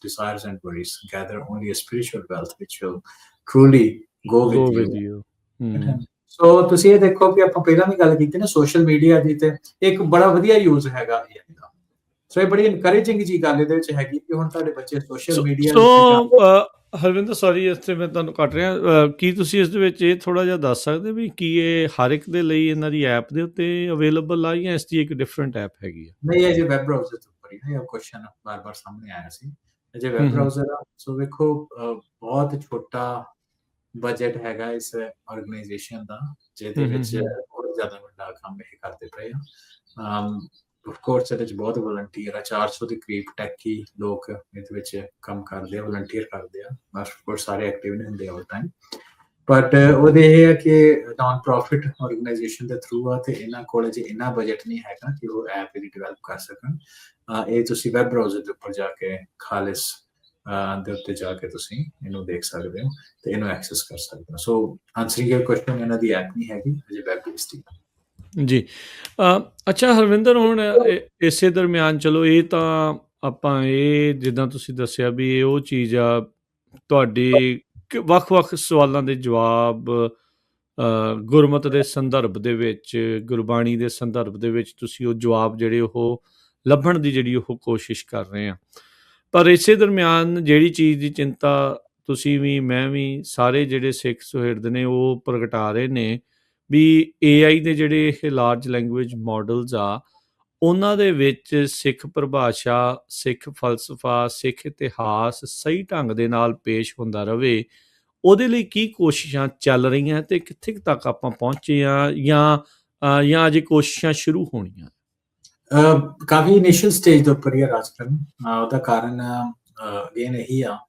ਕਿ ਜਦੋਂ ਆਪਾਂ ਭਾਸ਼ਾ ਦੀ ਗੱਲ ਕਰਦੇ ਆ ਜਾਂ culture ਦੀ ਗੱਲ ਕਰਦੇ ਆ AI ਨੇ ਜਿਹੜਾ ਦੇਖੋ ਨਾ ਡੇਟਾ ਟ੍ਰੇਨ ਕਿੱਥੋਂ ਹੋਇਆ ਟ੍ਰੇਨ ਤੇ ਇੰਟਰਨੈਟ ਤੋਂ ਹੋਇਆ ਜੇ ਤੁਹਾਡੇ ਕੋਲ ਇਨਫ ਡੇਟਾ ਨਹੀਂ ਹੈਗਾ ਇੰਟਰਨੈਟ ਦੇ ਉੱਪਰ ਤੇ ਤਾਂ ਮਤਲਬ ਤੁਹਾਡਾ ਜਿਹੜੀ ਤੁਸੀਂ ਚੰਗੀ ਤਰ੍ਹਾਂ ਪ੍ਰੈਜ਼ੈਂਟਡ ਨਹੀਂ ਹੋ ਸੋ ਉਹਦੇ ਵਿੱਚ ਇਹ ਚੀਜ਼ ਆਪਾਂ ਨੂੰ ਸਾਹਮਣੇ ਲਿਆਉਣ ਦੀ ਲੋੜ ਆ ਕਿ ਬਹੁਤ ਜ਼ਿਆਦਾ ਜਿਹੜਾ ਸਿੱਖਾਂ ਦਾ ਡੇਟਾ ਆਨਲਾਈਨ ਨਹੀਂ ਪਿਆ ਸੋ ਉਹਨੂੰ ਚੰਗੇ ਫਾਰਮੈਟ ਦੇ ਵਿੱਚ ਆਨਲਾਈਨ ਉਹਨੂੰ ਲੈ ਕੇ ਲਿਆਉਣਾ ਨੰਬਰ 1 ਤਾਂ ਕਿ ਕਿਉਂਕਿ ਜਿਹੜੇ ਸਕ੍ਰੇਪਿੰਗ ਹੁਣ ਦੀ ਇੰਟਰਨੈਟ ਦੀ ਤਾਂ ਚੱਲਦੀ ਰਹਿੰਦੀ ਜੇ ਤਾਂ ਬਹੁਤ ਜ਼ਿਆਦਾ ਤੁਹਾਡੇ ਕੰਟੈਕਸਟ ਦਾ ਡੇਟਾ ਇੰਟਰਨੈਟ ਦੇ ਉੱਪਰ ਪਿਆ ਹੋਊਗਾ ਜਨਰੇਟਡ ਤੇ ਉਹਦੇ ਤੋਂ ਇਹ ਮਾਡਲ ਟ੍ਰੇਨ ਹੋ ਜਾਣਗੇ ਇਹ ਇੱਕ ਤਰੀਕਾ ਆਰਗੈਨਿਕ ਤਰੀਕਾ ਜਿਹੜਾ ਦੂਸਰਾ ਤਰੀਕਾ ਰਾਜ ਕਰਨ ਇਹ ਆ ਕਿ ਜਿੱਦਾਂ ਹੁਣ ਬਾਣੀ ਡੀਬੀ ਆ ਬਾਣੀ ਡੇਟਾਬੇਸ ਇਹਨਾਂ ਬਣਾਇਆ ਹੈ ਵੱਡੀਆਂ ਕੰਪਨੀਆਂ ਹੈਗੀਆਂ ਜਿਹੜੀਆਂ ਐਂਥਰੋਪਿਕ ਵਰਗੇ ਹੋ ਗਈਆਂ ਚੈਟ GPT ਵਰਗੀਆਂ ਹੋ ਗਈਆਂ ਉਹਨਾਂ ਤੱਕ ਰੀਚ ਕੀਤੀ ਜਾਵੇ ਕਿ ਦੇਖੋ ਆ ਸਾਡੇ ਕੋਲ ਸਹੀ ਡੇਟਾ ਜਿਹੜਾ ਹੈਗਾ ਵਾ ਹੈ ਤੇ ਉਹਦੇ ਰਾਹੀਂ ਜਿੱਦਾਂ ਸੌਫਟਵੇਅਰ ਦੇ ਵਿੱਚ API ਯੂਜ਼ ਕੀਤੀਆਂ ਜਾਂਦੀਆਂ, AI ਦੇ ਵਿੱਚ MCP ਸਰਵਰਸ ਬਣਾਏ ਜਾਂਦੇ ਆ, ਜਿਹੜਾ ਕਿ ਇਹਨਾਂ ਦੇ ਰੋਡ ਮੈਪ ਦੇ ਵਿੱਚ ਮੈਂ ਦੇਖਿਆ ਹੈਗਾ।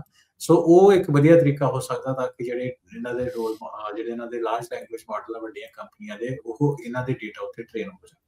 ਪਰ ਇਹਨਾਂ ਦੋਹਾਂ ਚੀਜ਼ਾਂ ਦੇ ਲਈ ਰਾਜ ਕਰਨ ਅਗੇਨ ਆਪਾਂ ਨੂੰ ਇਸ ਫੀਲਡ ਦੇ ਵਿੱਚ ਲੋਕ ਬਹੁਤ ਚਾਹੀਦੇ ਆ। ਐਂਥਰੋਪਿਕ ਦੇ ਵਿੱਚ ਆਪਣੇ ਬੰਦੇ ਡਿਸੀਜਨ ਮੇਕਿੰਗ ਦੀ ਕਪੈਸਿਟੀ ਦੇ ਵਿੱਚ ਚਾਹੀਦੇ ਆ, ਜਿਹੜੇ ਸਾਨੂੰ ਇਸ ਚੀਜ਼ਾਂ ਨਾਲ ਇੰਟਰੋਡਿਊਸ ਕਰ ਸਕਣ, ਨੰਬਰ 1 ਤੇ ਨੰਬਰ 2 ਦੇ ਉੱਤੇ ਇਹ ਆ ਕਿ ਆਪਣੇ ਲੋਕ ਬਹੁਤ ਜ਼ਿਆਦਾ ਇਦਾਂ ਦਾ ਕੰਟੈਂਟ, ਸਿੱਖ ਪੱਖ ਜਿਹੜਾ ਪੱਖੀ ਕੰਟੈਂਟ ਹੈ ਜਿਹੜਾ ਉਹ ਜਨਰੇਟ ਕਰਕੇ ਆਨਲਾਈਨ ਵੈਬਸਾਈਟਸ ਦੇ ਉੱਪਰ ਜਾਂ ਡਾਕੂਮੈਂਟਸ ਦੇ ਉੱਪਰ ਜਾਂ ਬਲੌਗਸ ਦੇ ਉੱਪਰ ਪਾ ਸਕਣ, ਜਿੱਥੋਂ ਆਰਗੈਨਿਕਲੀ ਜਿਹੜੇ ਲਾਰਜ ਲੈਂਗੁਏਜ ਮਾਡਲ ਆ ਉਹ ਆਪਣੇ ਪੱਖ ਦੇ ਵਿੱਚ ਟ੍ਰੇਨ ਹੋ ਸਕਣ। ਸੋ ਇਹ ਦੋ ਤਰੀਕੇ ਆ ਜੀ। ਜੀ ਹਰਵਿੰਦਰ, ਅੱਜ ਦੇ ਪ੍ਰੋਗਰਾਮ ਦਾ ਸਮਾਂ ਜਿਹੜਾ ਹੁਣ ਇੱਥੇ ਹੀ ਸਮਾਪਤ ਹੁੰਦਾ ਹੈ। ਸੋ ਬਹੁਤ ਬਹੁਤ ਧੰਨਵਾਦ। ਅਗਲੀ ਵਾਰ ਤੱਕ ਲਈ ਲੈਂਦੇ ਹਾਂ ਜੀ ਇਜਾਜ਼ਤ। ਸਭ ਨੇ ਪਿਆਰ ਭਰੀ ਸਤਿ ਸ਼੍ਰੀ ਅਕਾਲ।